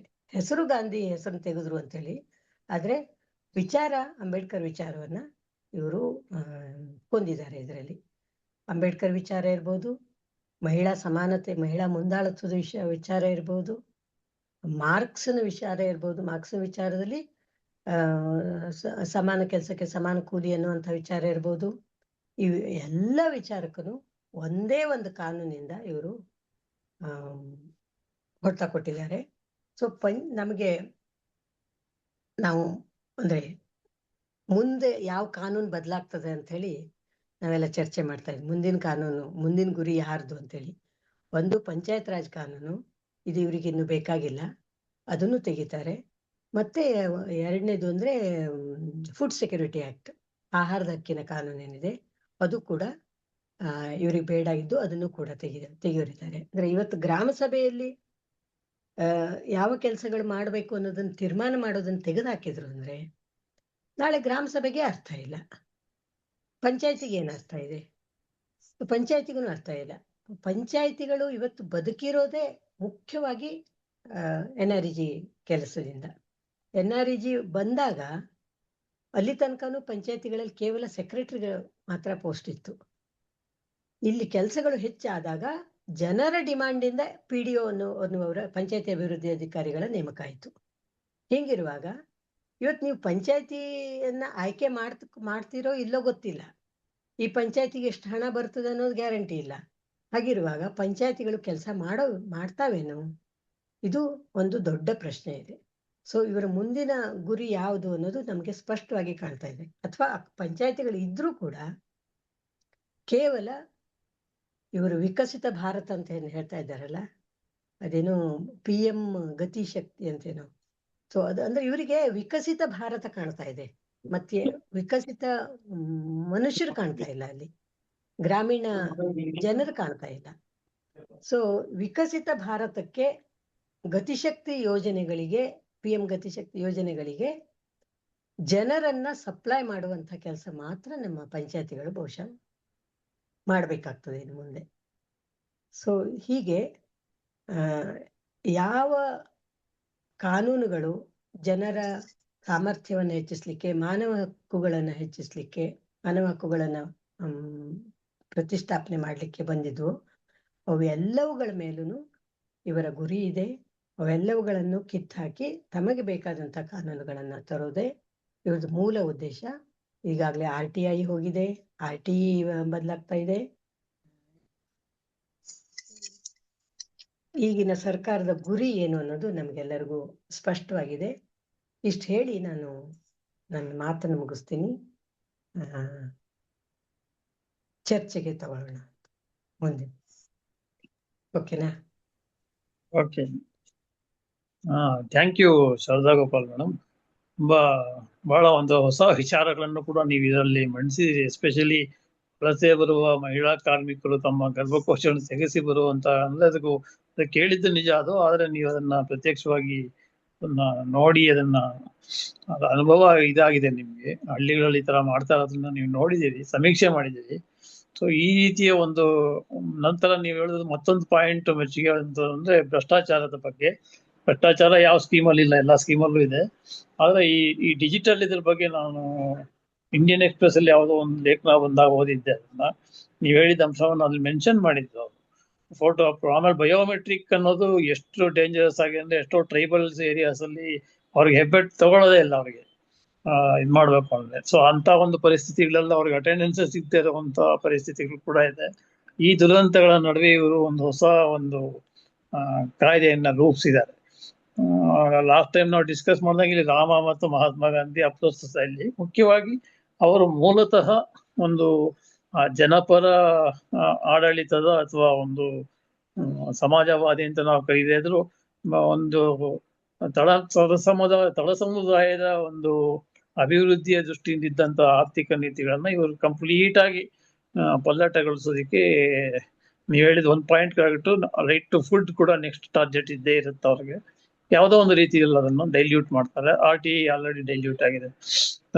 ಬಹಳ ಅದ್ಭುತವಾಗಿ ತಮ್ಮ ಪ್ರೆಸೆಂಟೇಷನ್ ಮಾಡಲಿ, ಧನ್ಯವಾದಗಳು. ಈಗ ಮುಕ್ತ ಚರ್ಚೆಗೆ ಅವಕಾಶವಿದೆ. ಸಂಕ್ಷಿಪ್ತವಾಗಿ ಬಹಳ ಜನ ಇವತ್ತು ಆಕ್ಟಿವಿಸ್ಟ್ ಸುಮಾರು ಜನ ಸೇರಿದ್ದಾರೆ, ವಿಮಲಾ ಅವರಿದ್ದಾರೆ, ಅವರೆಲ್ಲ ಇದ್ದಾರೆ. ಸೊ ಎಲ್ಲರೂ ಸಹ ತಮ್ಮ ಅಭಿಪ್ರಾಯಗಳನ್ನಾಗಲಿ ತಮ್ಮ ಪ್ರಶ್ನೆಗಳನ್ನಾಗಲಿ ಬಹಳ ಸಂಕ್ಷಿಪ್ತವಾಗಿ ಮಂಡಿಸಿದ್ರೆ ಅದಕ್ಕೆ ಶಾರದಾ ಗೋಪಾಲ್ ಅವ್ರ ಮೂಲಕ ನಾವು ಉತ್ತರಗಳನ್ನ ಪಡ್ಕೋಬಹುದು. ನನ್ನದೊಂದು ಪ್ರಶ್ನೆ ಇರೋದು ಅಂದ್ರೆ, ಶಾರದಾ ಮೇಡಮ್, ಇದು ಮಹಿಳಾ ಕಾರ್ಮಿಕರ ಮೇಲೆ ನಾನು ವಿಷಯ ಮಂಡನೆ ಮಾಡಿದಾಗಲೂ ಹೇಳಿದ್ದೆ, ಮತ್ತೆ ಕೆಲವು ಲೇಖನಗಳಲ್ಲೂ ಓದಿದ್ದೆ. The women work force in rural India ಇದೆ ಅಲ್ವಾ, ಅದು ಜಾಸ್ತಿ ಆಗಿದೆ ನರೇಗಾದಿಂದ. ಇದರಿಂದ ಅಷ್ಟೇ ಕುಸಿಯುತ್ತೆ, ಯಾಕಂದ್ರೆ ವುಮೆನ್ ವರ್ಕ್ಸರ್ಸ್ ವಲಸೆ ಹೋಗೋದಿಲ್ಲ, ಅವ್ರಿಗೆ ಕೆಲಸ ಇಲ್ಲಿ ಸಿಗೋದಿಲ್ಲ, ಯಾಕಂದ್ರೆ ಇದು ಡಿಮ್ಯಾಂಡ್ ಬೇಸ್ಡ್ ಅಲ್ಲ. ಸೊ ಮತ್ತೆ ಅವರು ನಿರುದ್ಯೋಗಿಗಳಾಗಿ ಮಹಿಳೆಯರು ನಮ್ಮ ಮನೆಗಳ ಒಳಗೆ ಸೇರ್ಕೊಳ್ಳುವಂತ ಒಂದು ಪರಿಸ್ಥಿತಿ ನಿರ್ಮಾಣ ಆಗುತ್ತೆ. ಇದ್ರ ಬಗ್ಗೆ ನಿಮ್ದು ಒಂದೆರಡು ಮಾತು ಹೇಳಿ ನಂತರ ಚರ್ಚೆಗೆ ಮುಂದುವರಿಯೋಣ. ಸರ್, ಇಲ್ಲಿ ಹೆಣ್ಮಕ್ಳು ಇನ್ಮೇಲೆ ಮನೇಲಿ ಕೂಡೋದಿಲ್ರಿ. ಅವರಿಗೆ ಹೊರಗ್ ಬಂದು ಅಭ್ಯಾಸ ಆಗಿದೆ. ಒಂದು ಎರಡನೇದು ಅಂದ್ರೆ ಇವತ್ತಿನ ಏನು ಬೆಲೆ ಏರಿಕೆ ಇರ್ಬೋದು ಅಥವಾ ಜೀವನ ಪದ್ಧತಿ, ಖರ್ಚು ಮಾಡೋ ರೀತಿ ಇದೆ. ಅವರು ದುಡಿಲೇಬೇಕು ಅಂಥ ದಿನಗಳಲ್ಲಿ ಇದ್ದೀವಿ ಇವತ್ತು. ಯಾವ ಹಳ್ಳಿಯ ಹೆಣ್ಮಕ್ಳು ಮನೇಲಿ ಕೂತ್ಕೋತಾ ಇಲ್ಲ. NREG ಇರ್ಲಿ ಇರ್ದೇ ಇರ್ಲಿ ಅವ್ರು ಕೆಲ್ಸಕ್ಕೆ ಹೋಗೋರೇನೆ. ಸೊ ಹಿಂಗಿರುವಾಗ ನಿಮ್ಗೆ ಊರಲ್ಲಿ ಕೆಲಸ ಸಿಗ್ಲಿಲ್ಲ ಅಂದ್ರೆ ಮತ್ತೆ ವಲಸೆ ದೊಡ್ಡ ಪ್ರಮಾಣದಲ್ಲಿ ಆಗೋದಿದೆ. ಈಗ ನೋಡಿ, ಪ್ರೈಮ್ ಮಿನಿಸ್ಟರ್ ಲೋಕಸಭೆಯಲ್ಲಿ ಅವರು ಪ್ರೈಮ್ ಮಿನಿಸ್ಟರ್ ಆದ ತಕ್ಷಣ ಒಂದ್ ಭಾಷಣ ಮಾಡಿದ ವಿಡಿಯೋ ಬರ್ತಾ ಇದೆ ನೋಡಿ ಎಲ್ಲ ಕಡೆ. ಅಂದ್ರೆ ಆರಂಭದಲ್ಲಿ ಬಂತು ಸಾಕಷ್ಟು ಕಡೆ. ಅದ್ರಲ್ಲಿ ಅವ್ರು ಹೇಳ್ತಾರೆ, ದೇಶಕ್ಕೆ ಸ್ವಾತಂತ್ರ್ಯ ಸಿಕ್ಕು 70 ವರ್ಷ ಆದ್ರೂ ಇನ್ನೂ ನೀವು ಹಳ್ಳಿ ಜನಕ್ಕೆ ಮಣ್ಣಲ್ಲಿ ಕೆಲಸ ಕೊಡ್ತಾ ಇದ್ದೀರಾ ಅಂತ. ಅಂದ್ರೆ ಮಣ್ಣಲ್ಲಿ ಕೆಲಸ ಮಾಡೋದು ನಿಮ್ಮ ಘನತೆಗೆ, ಅಂದ್ರೆ ನಿಮ್ ಗೌರವ ಕಡಿಮೆ. ಸೊ ಇವ್ರನ್ನೆಲ್ಲ ಕರ್ಕೊಂಡೋಗಿ ಬಿಸಿ ಟಾರನ್ನ ರಸ್ತೆ ಮೇಲೆ ಹಾಕುವಂತ ಕೆಲಸ ಮಾಡ್ಸೋನಿದ್ದೀನಿ ನಾನು ಅಂತ. ಸೊ ಇದು ಹೆಣ್ಮಕ್ಳನ್ನ ಮನೆಗ್ ಕರ್ಕೊಂಡು ಹೋಗೋದಿಲ್ಲ, ಹೆಣ್ಮಕ್ಳನ್ನ ಬೀದಿಗೆ ಹಾಕ್ತದೆ ಇದು. ಅವರೆಲ್ಲ ಇನ್ನು ಚಹಾದ ಹೋಟೆಲ್ಗಳಲ್ಲಿ ದುಡಿಬೇಕು. ಇವತ್ತೇನು ಹೊಸ ಹೊಸ ಹೊಸ ಅಂಗಡಿಗಳೇನ್ ಬರ್ತಾ ಇವೆಯಲ್ಲ ಪೇಟೆಯಲ್ಲಿ, ಅಲ್ಲಿ ಎಲ್ಲ ಹಳ್ಳಿ ಹೆಣ್ಮಕ್ಳು ತುಂಬ್ಕೋತಾರೆ. ಮತ್ತೆ ಅವ್ರ ಮೇಲೆ ನಡೆಯೋ ದೌರ್ಜನ್ಯ, ಕೆಲಸದ ಇದು ಎಲ್ಲದನ್ನು ದೊಡ್ಡ ಪ್ರಮಾಣದಲ್ಲಿ ಜಾಸ್ತಿ ಆಗೋದಿದೆ. Okay, thank you madam. ಹೊಸ ಆಯಾಮವನ್ನೇ ಕೊಟ್ಟಿದ್ದೀರಾ. ಈಗ ಚರ್ಚೆಗೆ ಮುಕ್ತವಾಗಿದೆ, ಚರ್ಚೆ ಮುಂದುವರಿಸಬಹುದು. ನಾನ್ ವಿಮಲಾ ಹೇಳಮ್. ಶಾರದಾ, ನನ್ಗಿರೋದೇನಂದ್ರೆ ಇದರ ನಂತರ ಈಗ ಸಾಕಷ್ಟು ಚರ್ಚೆ ಆಗಿದೆ, ಸಾಕಷ್ಟು ಕೆಳಗೂ ಕೂಡ ಅದು ಇಳಿದಿದೆ ಅಂತ ಅಂದ್ಕೋತೀನಿ. ವರ್ಕರ್ಸ್ ಇದಾರಲ್ಲ, ಸ್ಪೆಷಲಿ ವಿಮೆನ್, ಅವ್ರ ಇದ್ರ ಬಗ್ಗೆ ಏನ್ ಹೇಳ್ತಾರೆ? ಯಾಕಂದ್ರೆ ಅದು 125 ದಿವಸ ಅಂತ ಅನ್ನೋದು ಒಂದ್ ರೀತಿ ಲುಕರೇಟಿವ್ ಅನ್ನೋ ತರದಲ್ಲಿ, ಮತ್ತದೇನೋ ಶಾರ್ಟ್ಲಿ ಕ್ಯಾಂಪೇನ್ ಶುರು ಮಾಡ್ತಿದ್ದಾರೆ ಅವರು, ಬಿಜೆಪಿನವರು. ಸೊ ಕೆಲಸ ಮಾಡ್ತಾ ಇರೋ ವರ್ಕರ್ಸ್ ಅಭಿಪ್ರಾಯ ಏನಿದೆ ಇದ್ರ ಬಗ್ಗೆ, ಗೊತ್ತಾಗಿದ್ಯಾ ಅವ್ರಿಗೆ? ನಾವು ಅಂದ್ಕೊಂಡಂಗೆ ಇದು ಇನ್ನು ಕೆಳಮಟ್ಟಕ್ಕೆಲ್ಲ ಮುಟ್ಟಿಲ್ಲ ರೀ ವಿಮಲಾ. ಯಾಕಂದ್ರೆ ನಾವು ಹಳ್ಳಿಗೆ ಹೋಗಿ ನಾವು ಈ ಪ್ರಚಾರವನ್ನು ನಾವು ಶುರು ಮಾಡ್ತಾ ಇದ್ದೀವಿ. ಯಾರಿಗೂ ಗೊತ್ತಿಲ್ಲ. ಅಂದ್ರೆ ನೋಡಿ, ನಮ್ಮ ಜನಕ್ಕೆ ಅಷ್ಟು ಸುಲಭವಾಗಿ ವಿಷಯಗಳು, ಮಾಹಿತಿಗಳು ತಲುಪೋದಿಲ್ಲ. ಯಾರು ಜನ ಹೋಗಿ ಹೇಳಿದಾಗ ಮಾತ್ರ ಗೊತ್ತಾಗ್ತದೆ. ಯಾಕಂದ್ರೆ ಇವತ್ತು ಬೇಕಾದಷ್ಟು ಮೊಬೈಲ್ ಬಂದಿದೆ, ಯೂಟ್ಯೂಬ್ ಬಂದಿದೆ, ಆದ್ರೆ ವಿಷಯಗಳು, ಮಾಹಿತಿಗಳು ತಲುಪೋದಿಲ್ಲ ಅಷ್ಟು ಸುಲಭವಾಗಿ. ಆದ್ರೆ ಇದು 125 ದಿವಸ ಕೆಲಸ ಅಂತ ಈ ವಿಚಾರ ತಲುಪ್ತಾ ಇದೆ. ಸೊ ಖುಷಿಯಾಗ್ಬಿಟ್ಟಿದ್ದಾರೆ, ಬಹಳ ಜನ ಖುಷಿಯಾಗಿದ್ದಾರೆ. ಸೊ ನಾವು ಅವ್ರನ್ನ ಪ್ರಶ್ನೆ ಮಾಡ್ತಾ ಇದ್ದೀವಿ, ಈ 100 ದಿವಸ ಕೆಲಸ ಮಾಡ್ತಾ ಇದ್ದಾಗ ನೀವ್ ಎಷ್ಟು ದಿವ್ಸ ಕೆಲಸ ಮಾಡಿದ್ರಪ್ಪ? ನಾವು 45 ಹಾಜರಿ ಆಗಿಲ್ರಿ ಅಂತಾರೆ. ಸೊ 125 ದಿವಸ ಕೆಲಸ ಕೊಟ್ರೆ ನೀವ್ ಎಷ್ಟು ದುಡಿತೀರಿ? ಅವ್ರೇನ್ ಹೆಚ್ಚಿಗೆ ನಿಮ್ಗೆ ಬಂದ್ ಕೆಲಸ ಕೊಡ್ತಾರಾ? ಅದಂತೂ ಆಗೋದಿಲ್ಲ. ಸೊ ಹೀಗೆ ನಾವು ಪ್ರತಿಯೊಂದು ಹೆಣ್ಮಕ್ಳ ಜೊತೆಗೂ ಮಾತಾಡೋದು ಬಹಳ ಅವಶ್ಯಕತೆ ಇದೆ. ಈಗ ಸರ್ಕಾರ ದೊಡ್ಡ ಪ್ರಮಾಣದಲ್ಲಿ ಶುರು ಮಾಡೋದಿದೆ ತನ್ನ ಪ್ರಚಾರವನ್ನ, ಮತ್ತೆ ಶುರು ಮಾಡೇ ಬಿಟ್ಟಿದೆ. ನೀವು ಯಾವಾಗ್ಲೇ ರೇಡಿಯೋ ಹಚ್ಚಿ, ಟಿವಿ ಹಚ್ಚಿ, ನೀವು ಇದು ಅಡ್ವರ್ಟೈಸ್ಮೆಂಟ್ ಶುರು ಆಗ್ಬಿಟ್ಟಿವೆ ಆಗ್ಲೇ. ಇನ್ನೂ ದೊಡ್ಡ ಪ್ರಮಾಣದಲ್ಲಿ ಮಾಡೋರಿದ್ದಾರೆ. ಸೊ ನಾವು ಪ್ರತಿಯೊಂದು ಹಳ್ಳಿಯ ಮಹಿಳೆಯನ್ನ ತಲುಪೋದು ಬಹಳ ಮುಖ್ಯ ಇದೆ ಈಗ. ಓಕೆ, ನಾನೊಂದ್ ಪ್ರಶ್ನೆ ಕೇಳ್ತೇನೆ ಶಾರದಾ ಅವರೇ. ಈಗ ಇದ್ರದ್ದು ಕೂಲಿ ಎಷ್ಟಿದೆ? ಕೂಲಿಯಲ್ಲಿ ತಾರತಮ್ಯ ಇದೆ? ಗಂಡು ಆಳಿಗೆ ಹೆಣ್ಣಾಳಿಗೆ ಸೇಮ್ ವರ್ಕ್, ಅದು ಸಮಾನ ಕೂಲಿ ಅಲ್ಲ, ಸಮಾನ ಕೆಲಸಕ್ಕೆ, ಅಥವಾ ಗಂಡು ಹೆಣ್ಣು ಭೇದ ಭಾವ ಇಲ್ಲ? ಮತ್ತೆ ಈಗ ತುಂಬಾ ಕೂಲಿ ಸಿಗುತ್ತೆ ಬೇರೆ ಕಡೆ ಎಲ್ಲ, ಪ್ರೈವೇಟ್ ಅಲ್ಲಿ ಹೋದ್ರೆ. ಇಲ್ಲಿ ಐ ಥಿಂಕ್ 300-400 ಏನೋ ಕೊಡ್ತಾರೆ ಅಂತ ತಿಳ್ಕೊಂಡಿದ್ದೀನಿ ನಾನು, ಅಲ್ವಾ? 380. ಎಷ್ಟು? 379 ಕೊಡ್ತಾರೆ. ಅಲ್ಲ, ಹೊರಗಡೆ ಹೋದ್ರೆ 500 ರೂಪಾಯಿ ಇದೆ, ನಿಜ. ಜಾಸ್ತಿ ಹೋಗೋದು, ಅಲ್ಲಿ ಅನುಭವಿಸೋದು, ಅದೆಲ್ಲ ಈ ಹೆಣ್ಮಕ್ಳಿಗೆ ಇಷ್ಟ ಇಲ್ಲ. ಅದು ಹೊರಗಡೆ ಹೋಗಿ ಕೆಲಸ ಮಾಡೋದು, ಅವ್ರಿಗೆ ತಮ್ಮೂರಲ್ಲಿ ಇರ್ಬೇಕು, ತಮ್ಮ ಮನೇಲಿ ಇರ್ಬೇಕು, ತಮ್ಮ ಮಕ್ಕಳ ಜೊತೆಗೆ ಇರ್ಬೇಕು ಅಂತ ಹೆಣ್ಮಕ್ಳು ಬಯಸೋದು. ಸೊ ಹಾಗಾಗಿ ಗಂಡದ್ರು ಹೋದ್ರು ಕೂಡ ಹೆಣ್ಮಕ್ಳು ಹೋಗ್ತಾ ಇಲ್ಲ ಈಗ ಹೊರಗಡೆ. ಹೇಳಿದ್ನಲ್ಲ, ಇದ್ರ ಕಾಡ್ನಲ್ಲಿರುವಂತ, ಖಾನಾಪುರ್ ಕಾಡ್ನಲ್ಲಿರುವಂತ ಈ ಒಂದು ಮನೆಯವರು ಹೋಗ್ತಾ ಇಲ್ಲ ಈಗ. ಇಟ್ಟಿಗೆ ಪಟ್ಟಿ ಹೋಗೋರು, ಒಂದು ಹಳ್ಳಿಯವರು ಇಡೀ ಊರೇ ಹೋಗ್ತಾ ಇದ್ದಿದ್ದು. ಈ ವರ್ಷ ಬರೀ 3 ಕುಟುಂಬ ಹೋಗಿದೆ. ಅವ್ರ ಮುಂದೆ ಈ ವಿಚಾರ ಇಟ್ಕೊಂಡ ಗಾಬರಿ ಆದ್ರು ಅವರು. ಮುಂದಿನ ವರ್ಷ ಏನ್ರಿ ನಮ್ ಕತೆ ಅಂತ ಹೇಳಿ. ಓಕೆ, ಇನ್ನೊಂದ್ ಪ್ರಶ್ನೆ ಏನಂದ್ರೆ, ಈಗ ಇನ್ನೊಂದ್ ಹೇಳಿದಾರೆ ಇವರು, ಈ ಸೆಂಟ್ರಲೈಸ್ಡ್ ಇದು ಆಕ್ಚುಲಿ ಮೊದ್ಲಿದ್ದು ಡಿಸೆಂಟ್ರಲೈಸ್ಡ್. ನಾನ್ ನೋಡಿದಂಗೆ ಪಂಚಾಯತ್ ಲೆವೆಲ್ ನಲ್ಲಿ ಏನೆಲ್ಲ ಬೇಕು ಪಂಚಾಯತ್ ಅವರಿಗೆ, ರೋಡು, ಇನ್ನೊಂದು ಈ ಮಳೆ ನೀರ್ನ ಇದು ಅದೆಲ್ಲ ಮಾಡ್ಸ್ಕೊತಾ ಇದ್ರು. ಇದೇ ಎನರ್ಜಿ ಕಾರ್ಯಕ್ರಮದಲ್ಲಿ ಹಾಕೊಂಡ್ಬಿಟ್ಟು ಪಂಚಾಯತ್ ಸ್ವಲ್ಪ ಇಂಪ್ರೂವ್ ಆಗ್ತಾ ಇತ್ತು ಒಂದ್ ರೀತಿಯಲ್ಲಿ ಅಂತ ಅದ್ರ ಇದ್ದು. ಹಾಗಾಗಿ ಅದೊಂದು ಇದೆ. ಮತ್ತೊಂದು ಸ್ಕೂಲ್ಗೆ ಯಾವ್ದಕ್ಕೊಂದಕ್ಕಂದ್ರೆ ದೇವರ್ doing it for the panchayat ಲೆವೆಲ್ಗೆ ಒಂಥರ ಅದು ಒಳ್ಳೆ ಕೆಲಸ ಆಗ್ತಾ ಇತ್ತು. ಆದ್ರೆ ಇವಾಗ ಇದು ಸೆಂಟ್ರಲೈಸ್ಡ್, ಅವ್ರಿಗೆ ಯಾರಿಗ್ ಬೇಕು ಅವ್ರಿಗೆ ಕೊಡ್ತಾರೆ, ಹೊಟ್ಟಿ ಇಲ್ಲಿ ಎಲ್ಲರಿಗೂ ಕೊಡೋದಿಲ್ಲ, ಸಿಗೋದಿಲ್ಲ, ಪಂಚಾಯತ್ ಸಿಗೋದಿಲ್ಲ. ನೀವು ಹೇಳಿದಾಗೆ ಪಂಚಾಯತ್ ಅಲ್ಲೇ ಕ್ಲೋಸ್ ಡೌನ್ ಮಾಡುವ ಹಾಗೆ ಆಗಿದೆ ಒಂದ್ ರೀತಿಯಲ್ಲಿ. ಇನ್ನೊಂದೇನ ನಾ ಯೋಚನೆ ಎಂತ ಡೇಂಜರಸ್ ಅಂದ್ರೆ, ಅಗ್ರಿಕಲ್ಚರ್ ಸಮಯದಲ್ಲಿ ಇದು ವರ್ಕ್ ಆಗಲ್ಲ, ಯಾವ್ದು ಈ ರಾಮ್ ವರ್ಕ್ ಆಗಲ್ಲ ಅಂತ. ಅಂದ್ರೆ ನೀವು ಪುನಃ ಅಗ್ರಿಕಲ್ಚರ್ ಸಮಯದಲ್ಲಿ ಯಾರಪ್ಪ ಅಗ್ರಿಕಲ್ಚರ್ ಆಕ್ಟಿವಿಟಿ ಮಾಡೋದು? ಭೂ ಮಾಲೀಕರು ಅಥವಾ ರೈತರು, ಯಾರು ಅಗ್ರಿಕಲ್ಚರ್ ಇದು ದೊಡ್ಡ ರೈತರು. ಅವರಿಗೆ ಟ್ರಾಕ್ಟರ್ ಇರುತ್ತೆ, ಇನ್ನೊಂದಿರುತ್ತೆ. ಇವ್ರು ಅಲ್ಲಿಗೆ ಹೋಗ್ಬೇಕು ಕೂಲಿಗೆ, ಅಲ್ಲಿ ಪುನಃ ಇವರಿಗೆ ಅದೇ ಆಗುತ್ತೆ. ಯಾಕಂದ್ರೆ ತಾರತಮ್ಯ ಇದೆ ಅಲ್ಲಿ ಕೂಲಿನಲ್ಲಿ, ಗಂಡಾಳಿಗೆ ಜಾಸ್ತಿ, ಹೆಣ್ಣಾಳಿಗೆ ಕಮ್ಮಿ ಇರುತ್ತೆ. So again you are going back to the system of ಭೂಮಾಲಿಕ ಪದ್ಧತಿ. ಪುನಃ ಅವರ ಶೋಷಣೆಗೆ ಇವ್ರು ಒಳಗಾಗ್ತಾರೆ. ಸೊ ನಂಗನ್ಸೈತಿ ಡಿಸೆಂಟ್ರಲೈಸ್ಡ್ ಇದ್ದದನ್ನ ಸೆಂಟ್ರಲೈಸ್ ಮಾಡಿ ಇಡೀ ಒಂದು ಸೋಷಿಯಲಿಸಂ ಅಂತ ನಾವೇನ್ ಹೇಳ್ತಾ ಇದ್ವು ಅದಕ್ಕೆ ಸರಿಯಾಗಿ, ಯಾಕಂದ್ರೆ ಇಡೀ ಡಿಮಾಂಡ್ ಬಂದಿರೋದೇ ನಮ್ಮ ಅರುಣಾ ರಾಯ್ ಅಂತವ್ರಂದ್ರೆ ತುಂಬಾ activist who believe in social structure, ಇದು socialism and that kind of work. ಇದು ಉಲ್ಟಾ ಹೊಡೆದ್ಬಿಟ್ಟು ಪುನಃ ಭೂಮಾಲೀಕರಿಗೆ ಅವರಿಗೆ ಇವರು ಸಪೋರ್ಟ್ ಕೊಡುವಂಗೆ ಕಾಣ್ತಾ ಇದೆ. ಓಕೆ, ಅವ್ರಿಗೆ ಸಂಪೂರ್ಣ ಹಳೆ ಪದ್ಧತಿಗೆ ಹೋಗೋದು, ಸನಾತನ ಧರ್ಮಕ್ಕೆ ಹೋಗೋದು ಅವ್ರ ಮೂಲ ಉದ್ದೇಶನೇ ಅದಿದೆಯಲ್ಲ. ಅವತ್ತೇನ್ ಸಿಸ್ಟಮ್ ಇತ್ತು, ವರ್ಗ ಭೇದ, ಜಾತಿ ಭೇದ, ತಾರತಮ್ಯಗಳು, ದೌರ್ಜನ್ಯಗಳು ಇರುವಂತ ವ್ಯವಸ್ಥೆ ಏನಿತ್ತಲ್ಲ, ಅದಕ್ಕೆ ವಾಪಸ್ ಹೋಗೋದೇ ಅವ್ರ ಮೂಲ ಉದ್ದೇಶ.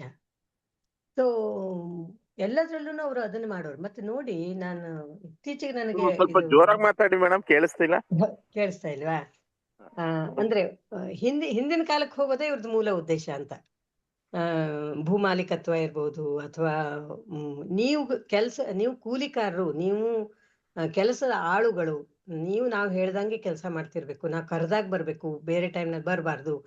ಇದು ಇದು ಇದು ಮೂಲ. ಯಾವಾಗ ನೀವು ಡಿಮಾಂಡ್ ಡ್ರಿವನ್ ಅಂದ್ರೆ ಮೊದಲು ಕೆಲಸ ಕೇಳುವವ್ರು ಮೊದಲು ಬರ್ತಾರೆ, ಆಮೇಲೆ ಕೆಲಸ ಕೊಡುವವ್ರು ಬರ್ತಾರೆ, ಆ ಸ್ಥಿತಿ ಇದ್ದಿದ್ದು ಈಗ ಕೆಲಸ ಎಲ್ಲಿ, ಯಾರು, ಯಾವಾಗ ಎಲ್ಲದನ್ನು ನಿರ್ಧಾರ ಮಾಡೋದು ಕೇಂದ್ರ ಸರ್ಕಾರ ಆಗಿರೋದು. ಇವು ಜಸ್ಟ್ ವಿಚಾರ ಮಾಡಿ, ನಮ್ಮೂರಲ್ಲಿ ಒಂದು ಕೆರೆಯ ಪುನಶ್ಚೇತನ, ಕೆರೆ ಹೂಳೆತ್ಬೇಕು ಅನ್ನೋದನ್ನ ಇವ್ರು ಎಷ್ಟು ಏನು ಇವತ್ತು ದ್ರೋಣ್ ಮೂಲಕ ಮತ್ತೊಂದು ಮೂಲಕ ಮಾಡಿದ್ರು ಕೂಡ ನಿಜವಾದಲ್ಲಿ ಪರಿಸ್ಥಿತಿ ಇರೋದು ಏನಿದೆ, ಯಾವ ಕೆರೆ ಹೂಳೆತ್ಬೇಕು ಅನ್ನೋದು ಊರಿನ ಜನರಿಗೆ ಗೊತ್ತಿರ್ತದೋ ಅಥವಾ ದಿಲ್ಲಿಲಿ ಇರೋರಿಗೆ ಗೊತ್ತಾಗಕ್ ಸಾಧ್ಯನೋ? ಯಾರ್ದೋ ಮನೇಲಿ ಶೌಚಾಲಯ ಕಟ್ಟಬೇಕು ಅನ್ನೋದನ್ನ ದಿಲ್ಲಿಯವ್ರು ನಿರ್ಧಾರ ಮಾಡ್ತಾರೆ ಅಂದ್ರೆ ಏನಿದು, ಎಷ್ಟು ಅಪಹಾಸ್ಯದ ವಿಚಾರ ಇದು.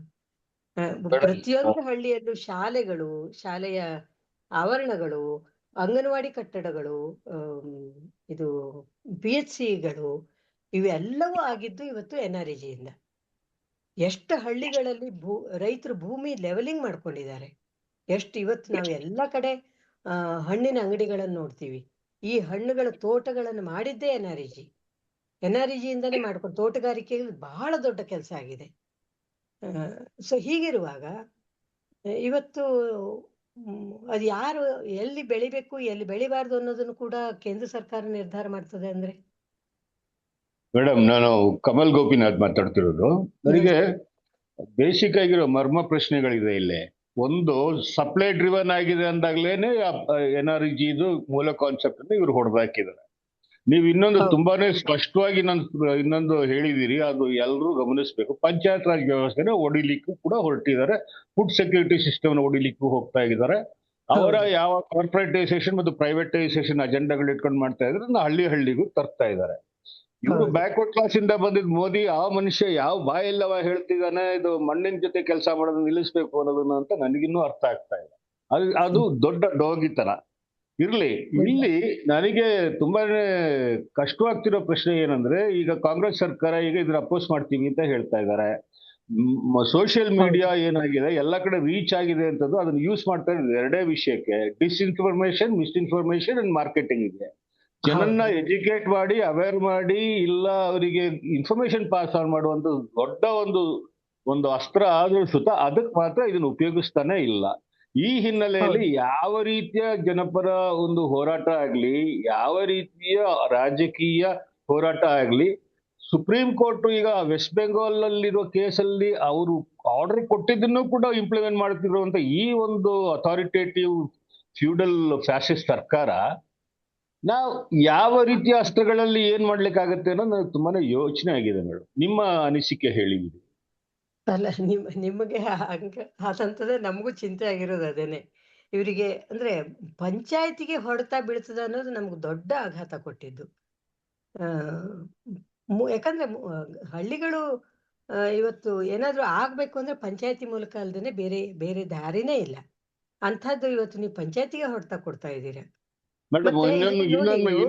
ಮೇಡಮ್ ಇನ್ನೊಂದು ಮಾತು, ಇದು ಕರಪ್ಷನ್ ಹೆಸರಿನಲ್ಲಿ ಈ ಒಂದು ಸೋಷಿಯಲ್ ಈಕ್ವಾಲಿಟಿ ಮಾಡ್ಲಿಕ್ಕೆ ಹೊರಟಿರೋ, ಒಂದು ಸೋಷಿಯಲ್ ಆಗಿ ಒಂದು ಪ್ರೋಗ್ರೆಸಿವ್ ಆಗಿ ಇದು ಮಾಡ್ಲಿಕ್ಕೆ ಹೊರಟಿರೋ ಕರಪ್ಷನ್ ಹೆಸರಲ್ಲಿ ಮಾಡ್ತಾ ಇರೋಂತ ಈ ಜನ supreme court electoral bonds is biggest tool of corruption ಅಂತ ಹೇಳಿ ಅವರಿಂದ ದುಡ್ಡು ವಾಪಸ್ ತಗೊಳ್ಲಿಕ್ಕೂ ಕೂಡ ಮಾಡ್ಲಿಲ್ಲ ಪೊಲಿಟಿಕಲ್ ಪಾರ್ಟೀಸ್ ಇಂದ. ಹೌದು ಇದೆಲ್ಲ ಈ ಒಂದು ಡೋಂಗಿತನವನ್ನೆಲ್ಲ ಎಕ್ಸ್ಪೋಸ್ ಮಾಡುತ್ತಾನೆ. ಹೇಗೆ ಜನರ ಒಂದು ಬದುಕನ್ನ, ರೈಟ್ಸ್ ನ, ನಾವು ಲೈವ್ಲಿಹುಡ್ ನ ಸೆಕ್ಯೂರ್ ಮಾಡೋದು ಹೇಗೆ ಅನ್ನೋ ರೀತಿಯಲ್ಲಿ ಯಾವ ಮಟ್ಟದಲ್ಲಿ ಏನ್ ಮಾಡ್ಬೇಕು ಅನ್ನೋದು ಅರ್ಥ ಆಗ್ತಿಲ್ಲ ಮೇಡಮ್. ಅಂದ್ರೆ ಅವರು ಜನರ ಮೇಲೆಲ್ಲ ಒಂದು ಧರ್ಮದ ಚಾದರವನ್ನು ಹೊದಿಸ್ಬಿಟ್ಟಿದ್ದಾರೆ. ಇತ್ತೀಚೆಗೆ ನಾನು ಗಮನಿಸಿದ್ದು ಈ ಇದು ನವರಾತ್ರಿ ಹಬ್ಬ, ದೀಪಾವಳಿ ನವರಾತ್ರಿ ಬರುತ್ತಲ್ಲ, ಆ ಸಮಯದಲ್ಲಿ ಇಡೀ ಹಳ್ಳಿ ಕೂಡ ಕೇಸರಿ ಬಣ್ಣದ ಧ್ವಜಗಳು, ಇಡೀ ಹಳ್ಳಿಗಳು. ಮತ್ತೆ ಏನು ವಿಚಿತ್ರವಾದಂತ ಹೊಸ ಹಬ್ಬದ ಆಚರಣೆಯ ರೀತಿ, ಅದು ಅರ್ಶಿನ ಕುಂಕುಮದಿರ್ಬೋದು, ಎಲ್ಲರೂ ಒಂದೇ ಕಲರ್ ಸೀರೆ ಉಟ್ಕೋಬೇಕು ಅನ್ನೋದಿರ್ಬೋದು. ಅದು ಅಷ್ಟೇ ಅಲ್ಲ, ದುರ್ಗಾ ದೌಡ್ ಅಂತೇಳಿ ಒಂದು ಹೊಸದು ಶುರು ಮಾಡಿದ್ದಾರೆ. ಅಂದ್ರೆ ಹೆಣ್ಮಕ್ಳು ಕೈಯಲ್ಲಿ ಒಂದು ಖಡ್ಗ ಹಿಡ್ಕೊಂಡು ಓಡ್ಬೇಕಂತೆ ಬೆಳಿಗ್ಗೆ 5 ಗಂಟೆಗೆ. ನಮ್ಮ ಹಳ್ಳಿಗಳಲ್ಲಿ ಆಗ್ತಾ ಇರೋದು. ಅಂದ್ರೆ ನಿಮ್ಮನ್ನ ಈ ರೀತಿಯಾಗಿ ಎಂಗೇಜ್ ಇಟ್ಟು, ಹಳ್ಳಿ ಜನರನ್ನ ಎಲ್ಲರನ್ನು ಈ ರೀತಿಯಾಗಿ ಧರ್ಮದ ಇದ್ರೊಳಗೆ ಎಂಗೇಜ್ ಇಟ್ಟು ಮಾಡ್ತಾ ಇರೋದು ಇಂಥ ಕೆಲಸ. ಇದು ನಮ್ಮ ಜನಕ್ಕೆ ಅರ್ಥ ಮಾಡಿಸೋದು ಹೇಗೆ? ಇದು ಯಾವ ಸೋಷಿಯಲ್ ಮೀಡಿಯಾ ಆಗಲಿ ಯಾವುದೋ ಇದ್ರಲ್ಲಿ ಹೆಲ್ಪ್ ಮಾಡೋದಿಲ್ಲ. ಹೆಲ್ಪ್ ಮಾಡೋದು ಒಂದೇ ಅಂದ್ರೆ ನಾವು ಜನರ ಜೊತೆ ಕೂತು ಮಾತಾಡ್ಬೇಕು. ಅವರಿಗೆ ಏನು ನಡೀತಾ ಇದೆ ಅನ್ನೋದನ್ನ ಬಹಳ ನಿಧಾನವಾಗಿ ಅರ್ಥ ಮಾಡಿಸೋದು ಒಂದೇ ದಾರಿ ಅಂತ ನಂಗೆ ಅನಿಸ್ತದೆ. ಅದಕ್ಕೆ ಈಗ ಈ ರೀತಿ ವಿಚಾರ ಮಾಡ್ತಾ ಇರೋ ಸಂಖ್ಯೆ ಬಹಳ ದೊಡ್ಡದಾಗಬೇಕಾಗಿದೆ. ಅದು ಆಗ್ತಾ ಇಲ್ಲ. ಅದೇ ನನಗೆ ಕಾಣ್ತಾ ಇರುವಂತ ದೊಡ್ಡ ಸವಾಲು ಅದು. ಇವತ್ತು ಈ ಕಾನೂನಿನ ಬಗ್ಗೆ, ಹೊಸ ಕಾನೂನು ಏನ್ ಹೇಳ್ತದೆ, ಹಳೆ ಕಾನೂನು ಹೇಗಿತ್ತು ಅನ್ನೋದನ್ನ ಅರ್ಥ ಮಾಡಿ ಹಳ್ಳಿಗೆ ನಾವೆಲ್ಲ ಹೋಗ್ಬೇಕಾಗಿದೆ. ಜನರ ಜೊತೆ ಕೂತ್ ಮಾತಾಡ್ಬೇಕಾಗಿದೆ. ನನಗೆ ಗೊತ್ತಿಲ್ಲ ಅದು ಹೇಗ್ ಮಾಡ್ತೀವಿ ಅಂತ. ಮೇಡಮ್ ನಮಸ್ತೆ ಮೇಡಮ್.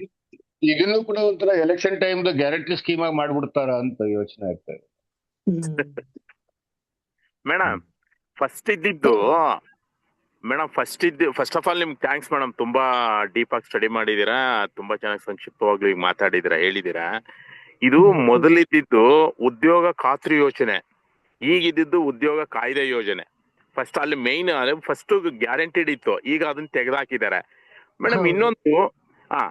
ಇನ್ನೊಂದೇನಂದ್ರೆ ಇಂಪಾರ್ಟೆಂಟ್ ಇಲ್ಲಿ, ಈ ಕೂಲಿ ಮಾಡೋರು ಯಾರು? ತಳ ಸಮುದಾಯದವರು. ತಳ ಸಮುದಾಯದವ್ರ ಮೇಲೆ ಇದೊಂದು ಗದಾ ಪ್ರಯೋಗ ಸೆಂಟ್ರಲ್ ಗವರ್ಮೆಂಟ್ ಮಾಡ್ತಿರುವಂತದ್ದು. ಮೋರೋವರು ಇನ್ನೊಂದು ಇಂಪಾರ್ಟೆಂಟ್ ಏನಂತ ಹೇಳಿದ್ರೆ, ಈಗ ಸ್ಟೇಟ್ ಗವರ್ಮೆಂಟ್ 40% ದುಡ್ಡು ಕೊಡ್ಬೇಕು, ಇನ್ 60% ಅಷ್ಟೇ ಸೆಂಟ್ರಲ್ ಗವರ್ಮೆಂಟ್ 40% ಇವ್ರು ಕೊಡುವಾಗ ಇವರೇ ಡಿಸೈಡ್ ಮಾಡ್ಬೇಕಲ್ಲ. ಅವ್ರು ಯಾಕೆ ಡಿಸೈಡ್ ಮಾಡ್ತಾರೆ? ಸೆಂಟ್ರಲ್ ಗವರ್ಮೆಂಟ್ ಡಿಸೈಡ್ ಮಾಡ್ತಾರೆ? ಮೇಡಮ್ ಅದೇ ಅವ್ರ ಕಂಟ್ರೋಲ್. ನಾನ್ ಹೇಳೋದು ಏನಂತ ಹೇಳಿದ್ರೆ ಮೇಡಮ್, ಈಗ ಬೇಸಿಕ್ ಆಗಿ ಏನಂತ ಹೇಳಿದ್ರೆ, ಈಗ ಬಿಜೆಪಿನಲ್ಲೂ ತಳ ಸಮುದಾಯದ MP ಗಳಿದಾರಲ್ಲ ಮೇಡಮ್, ಅವ್ರು ಯಾಕೆ ಇದನ್ನ ಒಬ್ರಾದ್ರೂ ಅಪೋಸ್ ಮಾಡ್ಲಿಲ್ಲ? ಹೋಗ್ಲಿ. ಮೋರೋವರ್ ಕರ್ನಾಟಕ ಮತ್ತೆ ಕೇರಳ ಬಿಟ್ರೆ, CM ಗಳು ಬಿಟ್ರೆ, ಇನ್ಯಾವ ಗೌರ್ಮೆಂಟ್ ಇವರು ಸಹ ಇದ್ರ ಬಗ್ಗೆ ಒಂದು ವರ್ಡು ಸಹ ಅಪೋಸಿಟ್ ಮಾತಾಡ್ತಿಲ್ಲ, ವಿರೋಧಿಸ್ತಾನೆ ಇಲ್ಲ. ನೀವು ಹೇಳಿದ್ರಲ್ಲ, ಆಕಾಶವಾಣಿಲೋ ದೂರದರ್ಶನ ಮಧ್ಯಾಹ್ನ 1 ಗಂಟೆಯಿಂದ 1 ಗಂಟೆ 10 ನಿಮಿಷಕ್ಕೆ ನೀವು ಯಾವುದೇ ಚಾನಲ್ ಆಕಾಶವಾಣಿಲಿ ಹಾಕಿ, 14 ಸ್ಟೇಷನ್ ಅಲ್ಲಿ ಯಾವ್ದ್ರಲ್ಲಿ ಹಾಕಿ ಉದ್ಯೋಗ ಖಾತ್ರಿ ಯೋಜನೆ ಬರ್ತದೆ. ಒಬ್ಬ ಹೇಳ್ತಾರೆ ರೈತರನ್ನ ಅವ್ನಿಗೆ ಇಂಟ್ರೂ ಒಳ್ಳೇದೇ ಆಯ್ತಲ್ಲಪ್ಪ, 125 ದಿವಸ ಆದಿದ್ದು ಸೆಂಟ್ರಲ್ ಗೌರ್ಮೆಂಟ್ ಮಾಡ್ತಿರೋದು. ಈ ತರ ಹಳ್ಳಿ ಜನಕ್ಕೆ ತಲುಪಿದ್ರೆ ಬೇರೆಯವ್ರು ಯಾವ ತರ ಅದನ್ನ ತಲುಪಿಸ್ತಾರೆ ಮೇಡಮ್? ಜನಗಳಿಗೆ ಹೆಂಗ್ ತಲುಪ್ಸಕ್ಕಾಗುತ್ತೆ? ಮೀಡಿಯಾಗಳೇ ಈ ತರ ಹೇಳಿದ್ರೆ ಅವ್ರು ಹೆಂಗ್ ನಂಬ್ತಾರೆ? ಮೀಡಿಯಾ ಯಾರ ಕೈಯಲ್ಲಿದೆ? Central government. ಅದು ಆಕಾಶವಾಣಿ ಗವರ್ಮೆಂಟ್ ಕೈನಲ್ಲಿದೆ. ಬೆಳಗ್ಗೆ 6 ಗಂಟೆ ನ್ಯೂಸ್ ಶುರುವಾದಾಗಿಂದಾನು ಅವ್ರು ಅಲ್ಲಿ ಸರ್ಕಾರದ ಪ್ರಚಾರದಲ್ಲಿ ನೀವು ಒಂದು ಗಮನಿಸಬೇಕು, ಅವರು 125 ದಿನ ಅನ್ನೋದನ್ನ ಸ್ಟ್ರೆಸ್ ಮಾಡಿ ಹೇಳ್ತಾರೆ. 125 ದಿನಾನ ಸ್ಟ್ರೆಸ್ ಮಾಡಿ ಹೇಳ್ತಾರೆ. ಬೆಳಗ್ಗೆ ಹಿಂದಿ ನ್ಯೂಸ್ ಕೇಳ್ತೀನಿ, ನಾನು ಇಂಗ್ಲಿಷ್ ನ್ಯೂಸ್ ಕೇಳ್ತೀನಿ, 6 ಗಂಟೆ ನ್ಯೂಸ್ ಕೇಳ್ತೀನಿ, 8:15 ನ್ಯೂಸ್ ಎಲ್ಲಾ ರಾತ್ರಿ 9 ಗಂಟೆ ನ್ಯೂಸ್ ಅಲ್ಲೂ ಅದೇ.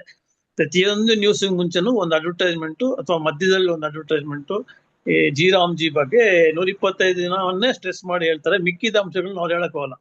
ಯಾಕಂದ್ರೆ ಮೇಡಮ್ ಶಾರದಾ ಗೋಪಾಲ್ ಅವ್ರು ಹೇಳ್ದಂಗೆ ಅದು 125 ದಿನ ಒಂದು ಆಯಸ್ಕಾಂತೀಯ ಶಕ್ತಿ ಅದು. Magnetic attraction.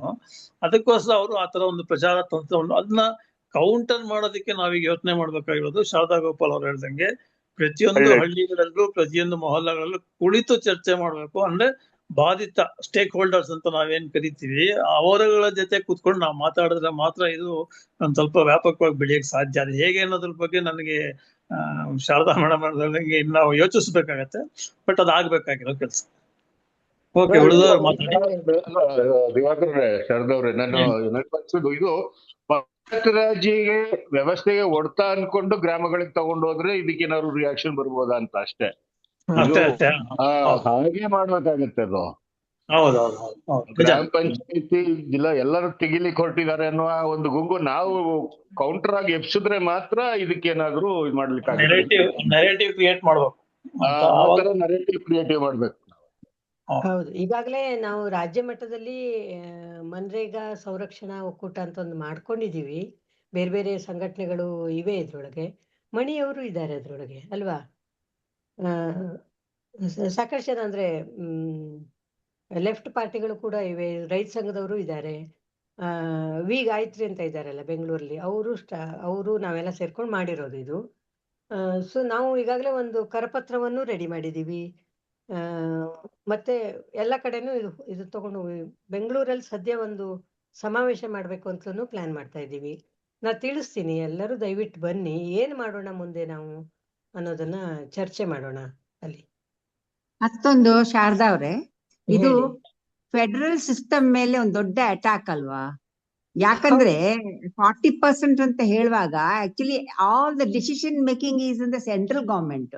But federal system ಒಳಗೆ ಅಂತ ಒಂದರೊಳಗೆ ಸ್ವಾಯತ್ತತೆ ಇರುತ್ತಲ್ವಾ, ಅದನ್ನೇ ಕಿತ್ಕೊಂಡ್ಬಿಟ್ಟಿದಾರಲ್ಲ. ಬಟ್ 40% ಕೊಡ್ಬೇಕು ಇವ್ರು. ಅದು ಒಂಥರ ಮೊದ್ಲಾರೆ 90% ಸೆಂಟ್ರಲ್ ಗವರ್ಮೆಂಟ್ ಗೆ 90 ಕೊಟ್ಬಿಟ್ಟು ಇವ್ರು 10% ಕೊಟ್ರೆ ಇದು ಇವ್ರಿಗೆ ಇದಿತ್ತು, ಫ್ರೀಡಮ್ ಇತ್ತು, ಪಂಚಾಯತ್ ಲೆವೆಲ್ ಫ್ರೀಡಮ್ ಇತ್ತು.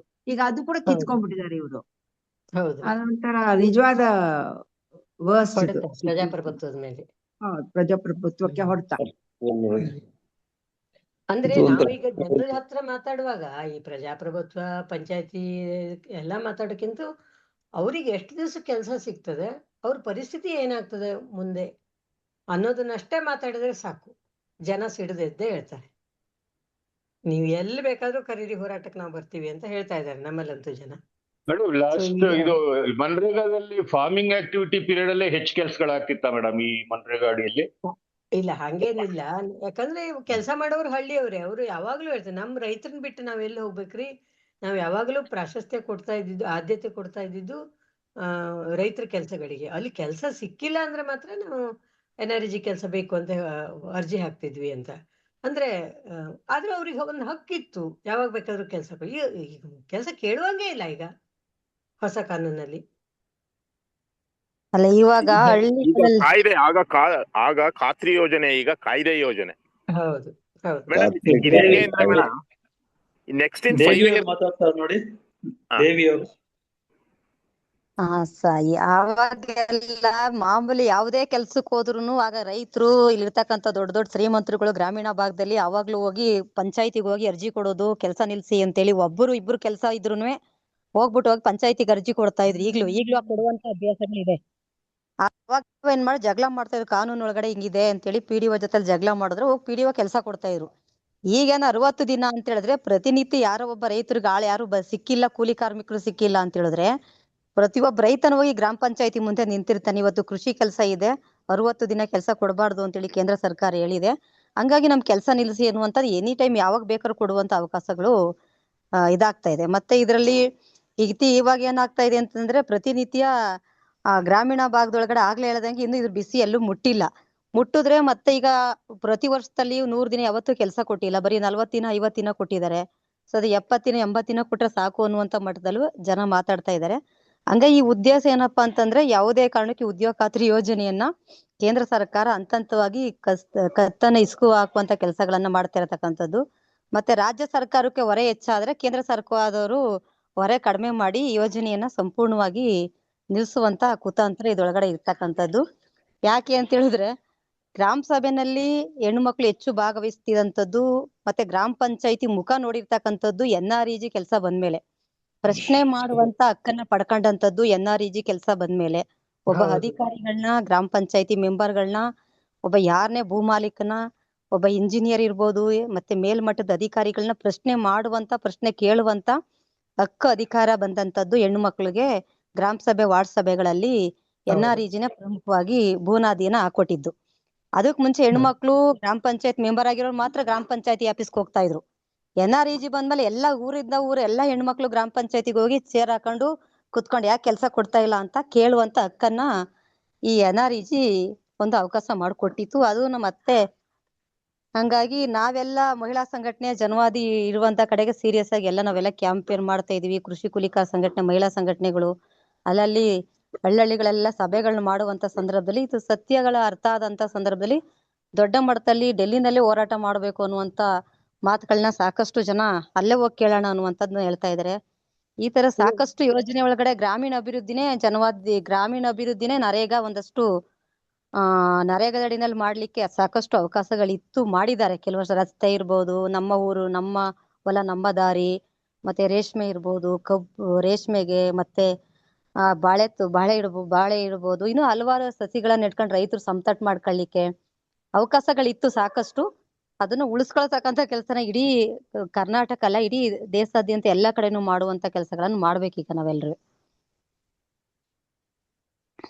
ಅದೇ ದೇವಿಯವ್ರೆ, ನಾವು ಒಟ್ಟಿಗೆ ಇದು ಪ್ಲಾನ್ ಮಾಡೋಣ.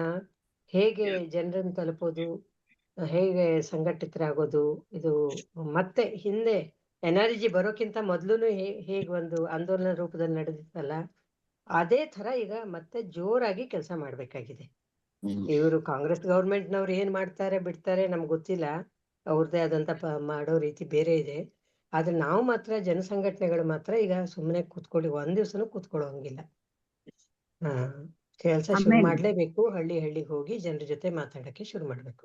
ರಾಜ್ಯ ಮಟ್ಟದಲ್ಲಿ, ಜಿಲ್ಲಾ ಮಟ್ಟದಲ್ಲಿ ಮತ್ತೆ ತಾಲೂಕು ಮಟ್ಟಗಳಲ್ಲಿ ಸೀರಿಯಸ್ ಆಗಿ ಒಂದು ಅಭಿಯಾನವನ್ನ ನಡೆಸ್ಲಿಕ್ಕೆ ಸಾಧ್ಯ ಆಗ್ಬೇಕು. ಅದಾಗಿ ಎಲ್ಲಾರು ಒಟ್ಟಿಗೆನೆ ನೂರಾರು ಸಂಘಟನೆಗಳು ಒಂದ್ ಕಡೆ ಸೇರಿ ರಾಜ್ಯ ಮಟ್ಟದಲ್ಲಿ ಇದೊಂದು ಸಭೆ ಮಾಡ್ಲಿಕ್ಕೆ ಒಂದಷ್ಟು ನಾವು ಒಂದ್ ಪ್ರಯತ್ನ ಮಾಡ್ತಾ ಇದೀವಿ. ಎಲ್ರು ಸೇರಿ ಒಂದ್ ಪ್ರಯತ್ನ ಮಾಡಿದ್ರೆ ಎಲ್ಲ ಒಟ್ಟಿಗೆನೆ ಮಾಡಿದ್ರೆ ಇನ್ನೊಂದಷ್ಟು ಪ್ರಯತ್ನ ಪ್ರತಿಫಲ ಸಿಗ್ಬೋದು. ಹಂಗಾಗಿ ಅದೊಂದು ಪ್ರಯತ್ನ ಮಾಡೋಣ ಮೇಡಮ್.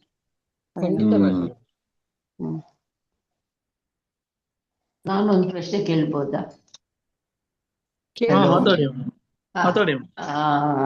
ಮೇಡಮ್, ನಿಮ್ದು ಟಾಕ್ ತುಂಬಾ ಚೆನ್ನಾಗೈತೆ. ಯಾಕಂದ್ರೆ ನನಗೆ ಇದ್ರ ಅಷ್ಟು ಡೆಪ್ತ್ ಇರಲಿಲ್ಲ. ಆ ಕ್ಲಾರಿಟಿ ಬಂತು ಈಗ ನೀವು ಹೇಳಿದ ನಂತರ. ಮತ್ತೆ ಒಂದು ನಂಗೆ ಡೌಟ್ ಏನಂದ್ರೆ 125 days ವರ್ಕು ಮತ್ತೆ ಇದು 60 ದಿನ ಅವರಿಗೆ ಇದ್ದಿದ್ದಾಗ ಅಂದ್ರೆ ಉಳುವ ಟೈಮಲ್ಲಿ ವರ್ಕಿಗೆ ಅವರು ಕೊಡಲ್ಲ ಅಂತ. 60 ದಿನದಲ್ಲಿ ಅವರಿಗೆ ಬೇರೆ ಕೆಲಸ ಸಿಕ್ಕುತ್ತೆ. 125 60 ತೆಗೆದು ಬಿಡ್ತಾರ? ಇಲ್ಲ, 125 ಅದು 365 ದಿವಸಗಳಲ್ಲಿ 125. ಓಕೆ. ಮತ್ತೆ ಇದು ಅಲ್ಲ, ಹಾಗಾದ್ರೆ 60 ದಿನ ಕೊಡೋದಿಲ್ಲ. ಆಗ ನೋಡಿದ್ರೆ 305 ದಿನಗಳಲ್ಲಿ 125 ಅಂತ ಆಗ್ತದ? ಹೌದು. ಓಕೆ. 365 ದಿನದಲ್ಲೇ 125 ದಿವಸ ಕೊಡೋದು. ಈ ಅಂಶವನ್ನು ನಾವೆಲ್ಲರಿಗೂ ಹೇಳ್ಬೇಕು. 365 ದಿವಸದಲ್ಲಿ 125 ಡೇಸ್ ಅಲ್ಲ, 305 ದಿನಗಳಲ್ಲಿ. ಒಳ್ಳೆ ಪಾಯಿಂಟ್ ಹೇಳಿದ್ರೆ. ಅಲ್ಲಲ್ಲ, ಆಗ ಅಡ್ವಾಂಟೇಜ್ ಆಯ್ತಲ್ಲ ಮೇಡಮ್, ಅವ್ರಿಗೆ 60 ದಿನ ಬೇರೆ ಎಲ್ಲೋ ಕೆಲಸ ಸಿಕ್ಕುತ್ತೆ. ಸೊ ಉಳಿದ 300 ದಿನಗಳಲ್ಲಿ 125 ದಿನ ಅವ್ರಿಗೆ ಕೆಲಸ ಸಿಕ್ಕುತ್ತೆ. ಅಡ್ವಾಂಟೇಜ್ ಆಯ್ತಲ್ವಾ ಸೆಂಟರಿಗೆ? ಹಳ್ಳಿಲಿರೋ ರೈತರಿಗೆ, ಹಳ್ಳಿಲಿರುವಂತ ಎಲ್ಲಾ ಕೂಲಿ ಕಾರ್ಮಿಕರಿಗೆ ಕೆಲಸ ಕೊಡುವಷ್ಟು ಅಷ್ಟ ಇರಲ್ಲ. ಸೊ ಎಷ್ಟೋ ಸಾರಿ ಅವರು ಕೆಲಸ ಹುಡ್ಕೊಂಡು ಹೊರಗೆ ಹೋಗ್ಲೇಬೇಕಾಗ್ತದೆ. ನಮ್ಮಲ್ಲಂತೂ ಅಂದ್ರೆ ಈಗಾಗಲೇ ದೇವಿಯವ್ರು ಹೇಳ್ದಂಗೆ ಭೂಮಾಲೀಕರು ಪಂಚಾಯತಿಯವ್ರಿಗೆ ಹೇಳ್ಬಿಟ್ಟಿರ್ತಾರೆ, ಈ ಟೈಮ್ನಲ್ಲಿ ನೀವು ಕೆಲಸ ಕೊಡಬೇಡಿ ಅಂತೇಳಿ. ಅವಾಗ ಪಾಪ ಹೆಣ್ಮಕ್ಳು ಮನೇಲಿ ಕೂತಿದ್ದನ್ನು ನೋಡಿದೀವಿ.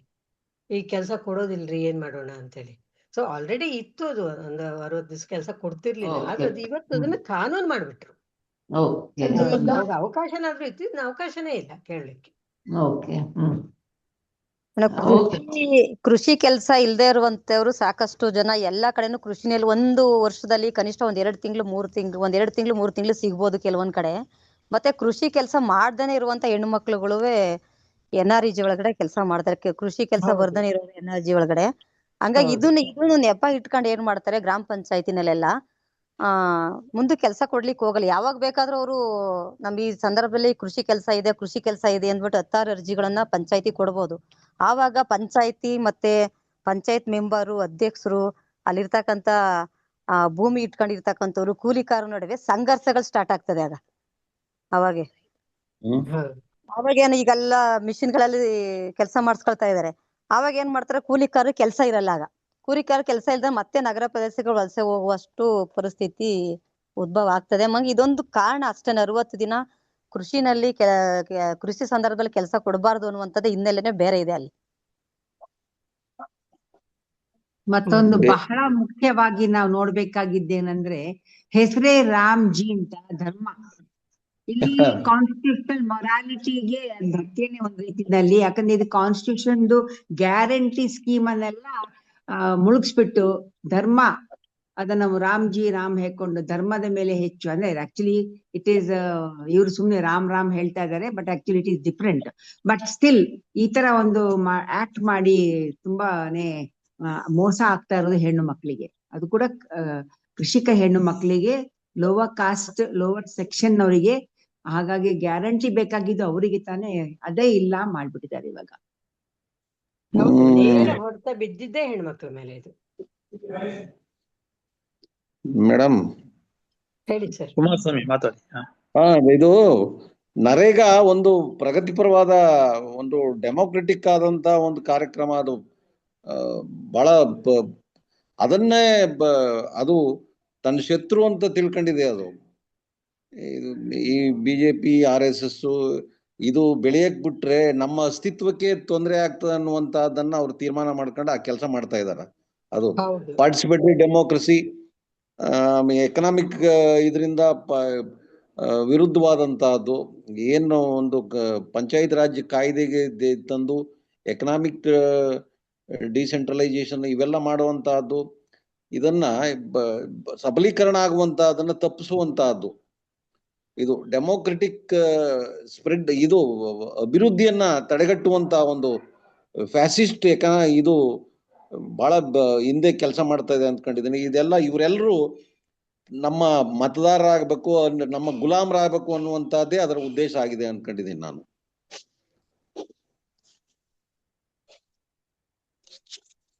ಖಂಡಿತ ಹೌದು. ಸಾರಿ, ನಾನು ಮಾಡ್ಕೊಂಡಿರ್ಲಿಲ್ಲ. ಏನಂದ್ರೆ ಇದು ಹೆಸರು ವಿಕಸಿತ ಭಾರತ್ ಅಂತ ಬರ್ತದೆ. ಅದ್ರಲ್ಲಿ PM ಗತಿಶಕ್ತಿ ಅಂತ ಹೇಳಿ ಒಂದು ಇದೆಯಲ್ಲ, ಅಂದ್ರೆ ಗ್ರಾಮೀಣ ಆಗಲಿ ಒಟ್ಟಾರೆ ದೇಶದ ಮೂಲಸೌಕರ್ಯ ಅಭಿವೃದ್ಧಿ ಅಂತ ಹೇಳ್ತಾರೆ. ಇವ್ರ ಪ್ರಕಾರ ಮೂಲಸೌಕರ್ಯ ಅಂದ್ರೆ ಏನು? ರೋಡ್ ಅಗಲ ಮಾಡೋದು, ಬ್ರಿಡ್ಜ್ಗಳನ್ನು ಕಟ್ಟೋದು, ವಿಮಾನ ನಿಲ್ದಾಣಗಳನ್ನ ಇನ್ನೂ ದೊಡ್ಡ ಮಾಡೋದು, ಇದು ಇವರ ಗತಿಶಕ್ತಿಲಿ ಇರುವಂತ ಪ್ಲಾನ್ಗಳು. ಅದು ಅವರ ವಿಕಸಿತ ಭಾರತ.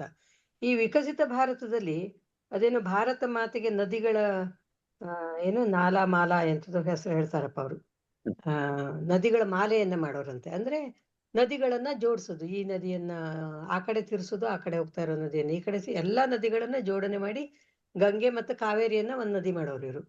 ಅಂದ್ರೆ ಇಲ್ಲಿ ಇವರಿಗೆ ವಿಕಸಿತ ಭಾರತ ಅಂತ ಏನೋ ಒಂದ್ ಚಿತ್ರ ಇಟ್ಕೊಂಡಿದ್ದಾರೆ. ಇಷ್ಟು ದೊಡ್ಡ ಪ್ರಮಾಣದಲ್ಲಿ ರಸ್ತೆಗಳು, ಬ್ರಿಡ್ಜ್ಗಳು ಎಲ್ಲ ಆಗ್ಬೇಕು, ಇಡೀ ದೇಶಕ್ಕೊಂದು ಮಾಲೆ ಹಾಕಿದಂಗೆ ನದಿಗಳಿರ್ಬೇಕು, ಇಂಥವೆಲ್ಲ. ಆದ್ರೆ ಮಾನವ ಅಭಿವೃದ್ಧಿ ಬಗ್ಗೆ ಇವರು ಏನೂ ಮಾತಾಡೋದಿಲ್ಲ. ಪ್ರಕೃತಿಯನ್ನ ವಿಕೃತಗೊಳಿಸೋದು, ಪ್ರಕೃತಿನ ವಿಕೃತಗೊಳಿಸುವಂತಹದ್ದೇ ಅದು.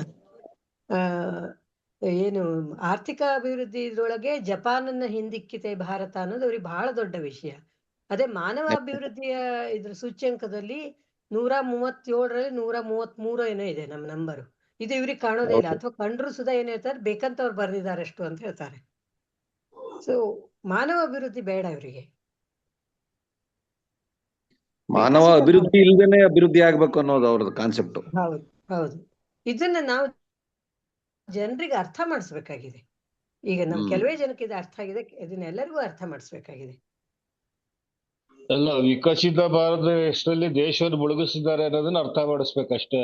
ನದಿ ಮಾಲೆ ಅಂತೆಲ್ಲ ಮಾಡಿ ಜಿಯೋಲಜಿಕಲ್ ಆಗಿರುವಂತೆಲ್ಲ ನಾನ್ಸೆನ್ಸ್ ಮಾಡ್ಕೊಂಡು ಸಬ್ ಕಾಂಟಿನೆಂಟ್ ಅನ್ನ ಮುಳುಗಿಸ್ತಾರೆ ಅಷ್ಟೇ. ಜಿಯಾಲಜಿಕಲ್ ನೈಟ್ ಮೇರ್ ಮಾಡಿರ್ತಾರೆ ಅಷ್ಟೇ.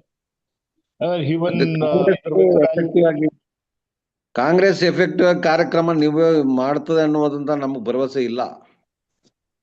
ನಮಗೂ ಭರವಸೆ ಇಲ್ಲ. ಎಲ್ಲಿ ತನಕ ಜನ ಎದ್ದು ಮಾತಾಡೋದಿಲ್ಲ ಅಲ್ಲಿ ತನಕ ಎಲ್ಲರೂ ಯಾವ ಸರ್ಕಾರ ಮಾಡ್ಬೇಕು. ಯಾವ ಅಧಿಕಾರಿಗಳು ಕೆಲಸ ಮಾಡೋದಿಲ್ಲ. ಯಾರಿಗೆ ಯಾರ Actually, ಮೇಲೆ ಭರವಸೆ ಇದೆ ಇವತ್ತು ಅದು ಪ್ರಶ್ನೆ ಈಗ. ಯಾರಿಗೆ ನದಿ ಜೋಡಣೆ ಆಕ್ಚುಲಿ ವಾಜಪೇಯಿ ಲಘು ಸರ್ಕಾರದಲ್ಲಿ ಬಂದಂತ ಒಂದು ಯೋಜನೆ ಅದು. ಭಾರತ್ ಮಾಲಾ ಅಂತ ಹೇಳಿ ಇಡೀ ಎಲ್ಲಾ ಭಾರತದ ಎಲ್ಲಾ ನದಿಗಳನ್ನು ಜೋಡಿಸುವಂತ ವಾಜಪೇಯಿ ಅವರ ಕಲ್ಪನೆ ಆಕ್ಚುಲಿ ಅದು. ಅವ್ರ ಕಾಲದಲ್ಲೇ ಬಂದಂತದ್ದು. ಆವಾಗ್ಲೇ ಅದಕ್ಕೆ ಮೇಧಾ ಪಾಟ್ಕರ್, ವಂದನಾ ಶಿವ ಅವೆಲ್ಲ ಸಾಕಷ್ಟು ವಿರೋಧ ವ್ಯಕ್ತಪಡಿಸಿದ್ರು.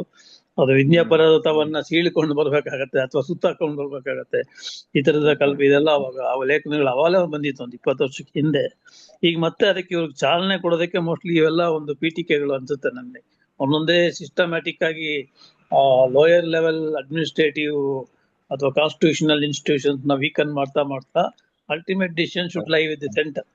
ಅದ್ರ ಆವಾಗ ನಿಮ್ಗೆ ಎಲ್ಲವನ್ನೂ ಅವರೇ ನಿರ್ಧರಿಸ್ತಾರೆ, ಎಲ್ಲವನ್ನೂ ಅವರೇ ನಡೆಸ್ತಾರೆ, ನಿಮ್ ಕೈಲಿ ಏನು ಇರೋದಿಲ್ಲ ಅನ್ನೋ ಮಟ್ಟಿಗೆ ಬರುತ್ತದೆ actually. That is the main intention of the ಇವರು ಶಾರದಾ ಗೋಪಾಲ್ ಅವ್ರು ಹೇಳಿದಂಗ ಸನಾತನ ಸಮಾಜಕ್ಕೆ, ಸನಾತನ ಧರ್ಮ ಅಲ್ಲ, ಸನಾತನ ಸಮಾಜಕ್ಕೆ ಹೋಗುವಂತ ಒಂದು ಕಲ್ಪನೆಯಲ್ಲಿ ಇವರು ಇದ್ದಾರೆ ಅಂತ ಇದೆಲ್ಲ ನೋಡಿದ್ರೆ ಅನ್ಸುತ್ತೆ. ಅವರ ವಿಕೃತನ ಸರಳೀಕರಿಸಿ ಅಪೀಲ್ ಮಾಡ್ಬೇಕಾಗಿದೆ ನಾವೀಗ. ಹೇಳಿ. ಅಲ್ಲ, ನಿಮ್ಮ ಮಾತನ್ನ ಮುಂದುವರಿಸ್ತಾ UPA ಸಂದರ್ಭದಲ್ಲಿ ಈ ಫಸ್ಟ್ NREGA ಆಮೇಲೆ MNREGA ಅಂತ ಬಂದಿರೋದಕ್ಕೆ ಕಾರಣ ಅವತ್ತು ಎಡಪಕ್ಷಗಳು UPAಗೆ ಸಪೋರ್ಟಿವ್ ಆಗಿ ನಿಂತಿದ್ದಕ್ಕೆ. On its own definitely UPA ತರ್ತಿರ್ಲಿಲ್ಲ ಅದನ್ನ. That we have scene.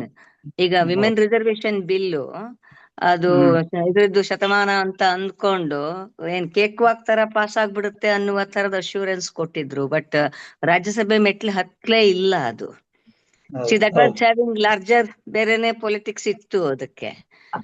But ಇದು this was because left parties ಗಳ presence made them to. Even food security act ನ ಸಂದರ್ಭವೂ ಅದೇ ತಾನೇ ಆಗಿದ್ದು. ಯಾವುದೇ ಪ್ರೋಗ್ರೆಸಿವ್ ಆಕ್ಟ್ ಏನುಗಳು ಬಂದ್ವಲ್ಲ ಆ ಟೈಮ್ ನಲ್ಲಿ 2005 ಆ ಸಮಯದಲ್ಲಿ, ಅವಾಗ ಎಡಪಕ್ಷಗಳದ್ದು ಸಂಖ್ಯೆ ಎಂಪಿಗಳ ಸಂಖ್ಯೆ ಬಹಳ ಇತ್ತು. ಸಂಖ್ಯೆ ಬಾಕಿ ಇದ್ದಿದ್ದೊಂದು UPA 1 ನಲ್ಲಿ ಎಡಪಕ್ಷಗಳು ಸರ್ಕಾರದ ಭಾಗವಾಗಿ, ಅಂದ್ರೆ CPI was part of government, CPM was outside and CPIML was also there. So ಎಡಪಕ್ಷಗಳಿಗೆ ಇದ್ದಂತಹ commitment towards society and people, ಅದು it made them to accept it. But ಈಗ for their own political reasons ಅವ್ರೇನೋ campaign ಮಾಡಕ್ ಹೊರಟಿದ್ದಾರೆ. Anyway touch wood, let them not go back from that. ಅದನ್ನ continue ಮಾಡಿದ್ರೆ ಒಳ್ಳೇದು. ಬಟ್ ಶಾರದಾ ಹೇಳ್ದ ಹಾಗೆ ಜನಚಳುವಳಿಗಳ ಮುಂದಿರುವ ದೊಡ್ಡ ಸವಾಲು ಇದು. That is to be done ಅಷ್ಟೇ. ತುಂಬಾ ಹೆದರಿಕೆ ಆಗತ್ತೆ. We are in very much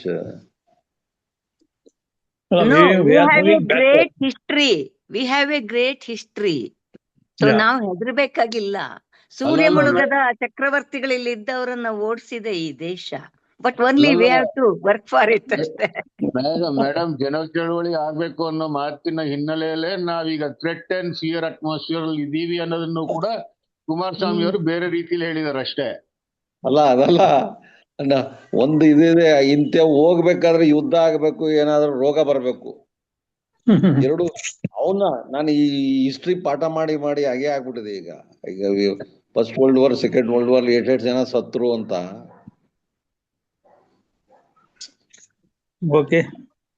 ಅಲ್ಲ, ಇನ್ನೊಂದು ಹೇಳ್ತಿದ್ದಾರೆ ಅಂದ್ರೆ ಮೇಡಮ್, ಶಾರದಾ ಮೇಡಮ್, ನಿನ್ನೆ ಒಡೆಯರ್ ಮೈಸೂರಲ್ಲಿ MP ಒಡೆಯರ್ ಹೇಳಿದ್ದಾರೆ, VB ಜಿ ಏನಕ್ಕೆ ಕಾಂಗ್ರೆಸ್ ವಿರೋಧ ಮಾಡ್ತಿದ್ದಾರೆ ಅಂತ ಹೇಳಿದ್ರೆ, ಸ್ಟೇಟ್ ಗವರ್ಮೆಂಟ್ 40% ಅವ್ರು ದುಡ್ಡು ಕೊಡ್ಬೇಕಲ್ಲ, ಅದಕ್ಕೋಸ್ಕರ ವಿರೋಧ ಮಾಡ್ತಿದ್ದಾರೆ. ಅಂದ್ರೆ ಅವ್ರಿಗೇನಾದ್ರ ಬಗ್ಗೆ ಡಿಸ್ಕಸ್ ಗೊತ್ತೇ ಇಲ್ಲ. ಆದ್ರೂ VB ಜಿ ಸ್ಕೀಮ್ ಏನು ಅಂತಾನೆ ಗೊತ್ತಿಲ್ಲ.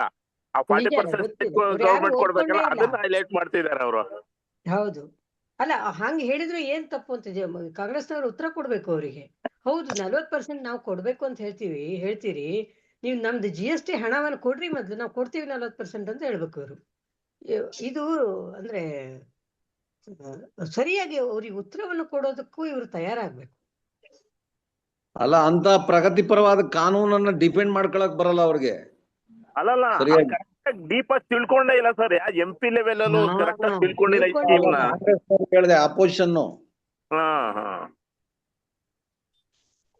ಈಗ ನಾವು ಒಂದೊಂದು MP ಅಥವಾ MLA ಹತ್ರ ಮುಖ್ಯವಾಗಿ MP ಗಳ ಹತ್ರ ಹೋಗಿ ಕೂತ್ ಮಾತಾಡ್ಬೇಕಾಗಿದೆ. ನೀವು ಓದಿದೀರಾ ಈ ಕಾನೂನು ಏನ್ ಹೇಳ್ತದೆ ಅಂತ ಹೇಳಿ?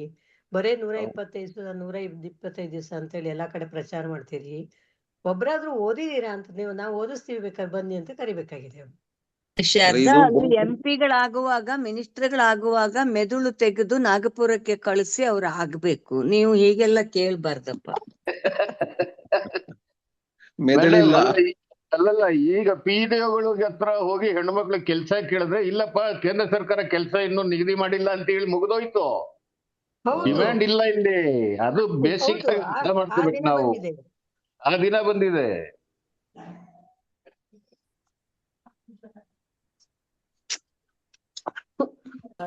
ಈ ಹಿಂದೇನು ಕೂಡ ಒಂದು ಇವರು ಪ್ರಿಯಾಂಕಾ ಖರ್ಗೆ ಅವರು ಈ ಉದ್ಯೋಗ ಖಾತ್ರಿಗೆ ಸಂಬಂಧಪಟ್ಟ ಹಾಗೆ ಒಂದು ಮೀಟಿಂಗ್ನ ಕಾಲ್ ಮಾಡಿದ್ರು ವಿಧಾನಸೌಧದಲ್ಲಿ. ಅವತ್ತು ಅವ್ರು ಹೇಳ್ತಿದ್ರು, ನಾವೇನೆಲ್ಲ ಮಾಡಬೇಕು ಮಾಡ್ತಾಯಿದ್ವಿ, ಪತ್ರ ಬರಿತಾ ಇದ್ವಿ, ಅವ್ರು ಕೊಡ್ತಿಲ್ಲ ಅಂತೇಳಿ. ಅಂದರೆ ಆ ರೀತಿಯಾಗಿಯೇ ಅವರ ಇದ್ದಿದ್ದು. ಬಟ್ ಇಂಪ್ಲಿಮೆಂಟೇಷನಿಗೆ ಎಷ್ಟು ಎಫರ್ಟ್ ಹಾಕಬೇಕು ಹಾಕಲಿಲ್ಲ ಅವರು ಕೂಡ ಸೆಂಟ್ರಲಲ್ಲಿ. ಮತ್ತಿಲ್ಲೂ ಕೂಡ ಬೇರೆ ಬೇರೆ ಜಿಲ್ಲೆಗಳಲ್ಲಿ ಅಂತ ಹೇಳುವಾಗ ಈಗ ಯಂತ್ರಗಳ ಮೂಲಕದಲ್ಲಿ ಕೆಲಸ ಮಾಡುವಂಥ ಮೈಂಡ್ ಸೆಟ್ ಇಟ್ಕೊಂಡಿರೋವಂಥ ಜನ ಇರುವಾಗ ಅದನ್ನು ಕೂಡ ಕೆಲವರು ಹೇಳಿದರು, ಎಲ್ಲೆಲ್ಲಿ ನಿಮ್ಮ ಸಂಘ ಸಂಸ್ಥೆಗಳಿದ್ದಾವೆ ಅಲ್ಲಿ ಮಾತ್ರ ಇದು ಸ್ಕೀಮ್ ಜಾರಿಯಾಗಿರೋದು ಅಂತೇಳಿ. ಆ ರೀತಿಯಾಗಿ ಅಷ್ಟೇ ಆಗಿರೋದು ಬಿಟ್ಟರೆ ಅವರೇನಾದರೂ ಇದರಲ್ಲಿ ಆಳವಾಗಿ ಈ ಸ್ಕೀಮ್ ಬಳಸ್ಕೊಳ್ಳೋಕ್ಕೆ ನಮ್ಮ ರಾಜ್ಯ ಸರ್ಕಾರ ಕಾಂಗ್ರೆಸ್ ಸರ್ಕಾರದವ್ರು ಪ್ರಯತ್ನ ಮಾಡಿದ್ದಿದ್ರೆ ಅದ್ರ ಇದು ಏನು ಅಂತೇಳಿ ಅರ್ಥ ಆಗ್ತಿತ್ತು. ಬಟ್ ಅದರಲ್ಲಿ ಅವರು ಇನ್ವಾಲ್ವ್ಮೆಂಟೇ ಇಲ್ಲ, ಹಂಗಾಗಿ ಅವ್ರಿಗೆ ಯಾರಿಗೂ ಏನು ಅನ್ನಿಸ್ತಿಲ್ಲ. ಬಟ್ ಬಹಳ ಮುಖ್ಯವಾಗಿ ಈ ಸಾಮಾಜಿಕ ಚಳುವಳಿಗಳಿಗೆ ನಮಗೆ ಅರ್ಥ ಆಗಿಲ್ವಲ್ಲ ಇದ್ರ ಭಯಾನಕ ಪರಿಸ್ಥಿತಿ. ನಮ್ ದಲಿತ ಸಂಘಟನೆಗಳಿಗೂ ಮತ್ತು ರೈತ ಸಂಘಗಳಿಗೂ ಇನ್ಯಾವುದೋ ಪ್ರಗತಿಪರರಿಗೆ ಇದ್ರ ಬಗ್ಗೆ ಇದರ ಭಯಾನಕ ಪರಿಸ್ಥಿತಿಯ ಇದೇ ಅರಿವಾಗಿಲ್ಲ ಅನ್ನುವಂತದ್ದು ಆಯ್ತಾ ಇದೆ ನಮ್ಗೆ, ಅನ್ನಿಸ್ತಾ ಇದೆ ನನ್ಗೆ.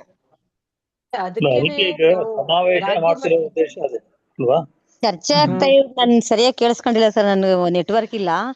ಆದ್ರೆ ಕಾಂಗ್ರೆಸ್ನವ್ರು ಎಲ್ಲಿ ಅಧಿಕಾರದಲ್ಲಿ ಇದಾರ ಗ್ರಾಮ ಪಂಚಾಯತಿ ಮತ್ತೆ ಜಿಲ್ಲಾ ಪಂಚಾಯತಿನಲ್ಲಿ ಇದ್ದಾಗ್ಲೂ ಸಂದರ್ಭದಲ್ವೇ NREG ಸಮರ್ಪಕವಾಗಿ ಜಾರಿ ಮಾಡ್ಲಿಕ್ಕೆ ಕಾಂಗ್ರೆಸ್ನವ್ರು ಯಾವಾಗ್ಲೂ ತಲೆ ಕೆಡ್ಸ್ಕೊಂಡಿಲ್ಲ. ಗ್ರಾಮ ಪಂಚಾಯತಿ ಒಳಗಡೆ ನಾವು ನಿಮ್ದೇ ಸರ್ಕಾರ ತಂದಿರುದು ಅಂತ ಹೇಳಿದ್ರು ನೀವ್ ಯಾಕೆ ಸಪೋರ್ಟ್ ಮಾಡ್ತಾ ಇಲ್ಲ ಅಂತ ಹೇಳಿದಾಗ್ಲೂ ಅವರು ಸಹ ಈ ಕಾಯ್ದೆ ಬಂದಿರತಕ್ಕಂಥದ್ದೇ ಮಹಾನ್ ತಪ್ಪು.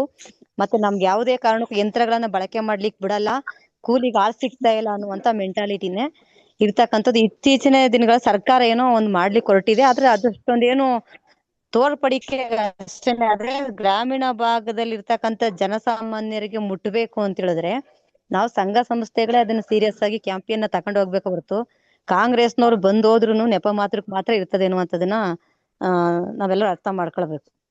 ಸಾಮಾಜಿಕ ಚಳುವಳಿಗಳು ಮುನ್ನೆಲೆಗೆ ಬರ್ಬೇಕು.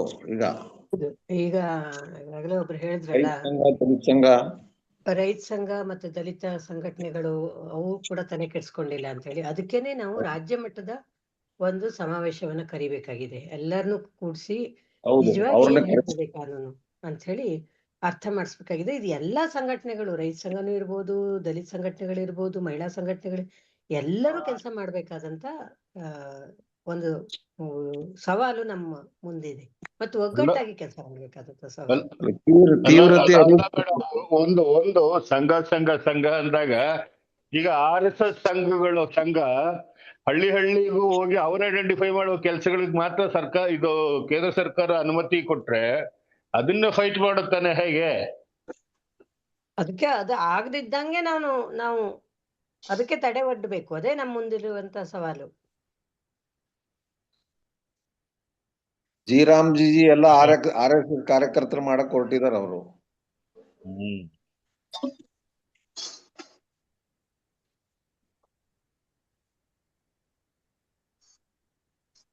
Okay Diwakar, I think we can close. Okay, ಇನ್ಯಾವುದು ಅಭಿಪ್ರಾಯಗಳಿಲ್ಲ ಅಂತ ಹೇಳಿದ್ರೆ ನಾವು ಇವತ್ತಿನ ಚರ್ಚೆಯನ್ನ ಇಲ್ಲಿಗೆ ಕ್ಲೋಸ್ ಮಾಡೋಣ. ಬಹಳ ಉತ್ತಮ ಚರ್ಚೆಗಳಾದ್ವು ಇವತ್ತು. 2 ಸೆಷನ್ಸ್ ಅಲ್ಲಿ ನಾವು NREG ಬಗ್ಗೆ ಮಾತಾಡಿದೀವಿ. ಶಾರದಾ ಗೋಪಾಲ್ ಅವರು ಹೇಳಿದಂಗೆ ಆ ಒಂದು ಸಮಾವೇಶ ಒಂದು ಹೊಸ ತಿರುವನ್ನ ಕೊಡಬಹುದು ಜನಪದ ಚಳವಳಿಗಳಿಗೆ. ನಾವು ಅದನ್ನ ಅರ್ಥ ಮಾಡ್ಕೊಳ್ಳೋದಕ್ಕೆ ಸಾಧ್ಯವಾಗ್ಬೋದು. ಹೆಚ್ಚಿನ ಸಂಘಟನೆಗಳು ಸೇರ್ಬೇಕು, ಹೆಚ್ಚಿನ ಜನರನ್ನ ಮಾತಾಡ್ಬೇಕು. ಈಗ ತಳಮಟ್ಟದಲ್ಲಿ ಹೋಗಿ ಮಾತಾಡ್ಬೇಕು ನಾವು ಸ್ಟೇಕ್ ಹೋಲ್ಡರ್ ಜೊತೆಗೆ, ಆವಾಗ ಅದು ಪರಿಣಾಮಕಾರಿ ಆಗತ್ತೆ ಅಂತ ಹೇಳ್ತಾ ಶಾರದಾ ಗೋಪಾಲ್ ಅವರಿಗೆ ಫ್ರೈಡೇ ಫೋರಂ ಪರವಾಗಿ ಮತ್ತೊಮ್ಮೆ ಧನ್ಯವಾದಗಳು ಅಂತ ಇವತ್ತಿನ ಸಭೆಯನ್ನು ನಾವು ಮುಕ್ತಾಯಗೊಳಿಸ್ತಾ ಇದೀವಿ. Thank you madam, thank you very much for ನಾನು ನಿಮಗೆಲ್ಲರಿಗೂ ಥ್ಯಾಂಕ್ ಯು ಹೇಳ್ತೀನಿ. Thank you madam, good night. Thank you very much thank you. ಎಲ್ಲರಿಗೂ ಶುಭರಾತ್ರಿ. ನಮಸ್ಕಾರ. ನಮಸ್ಕಾರ. ನಮಸ್ಕಾರ. Thank you madam.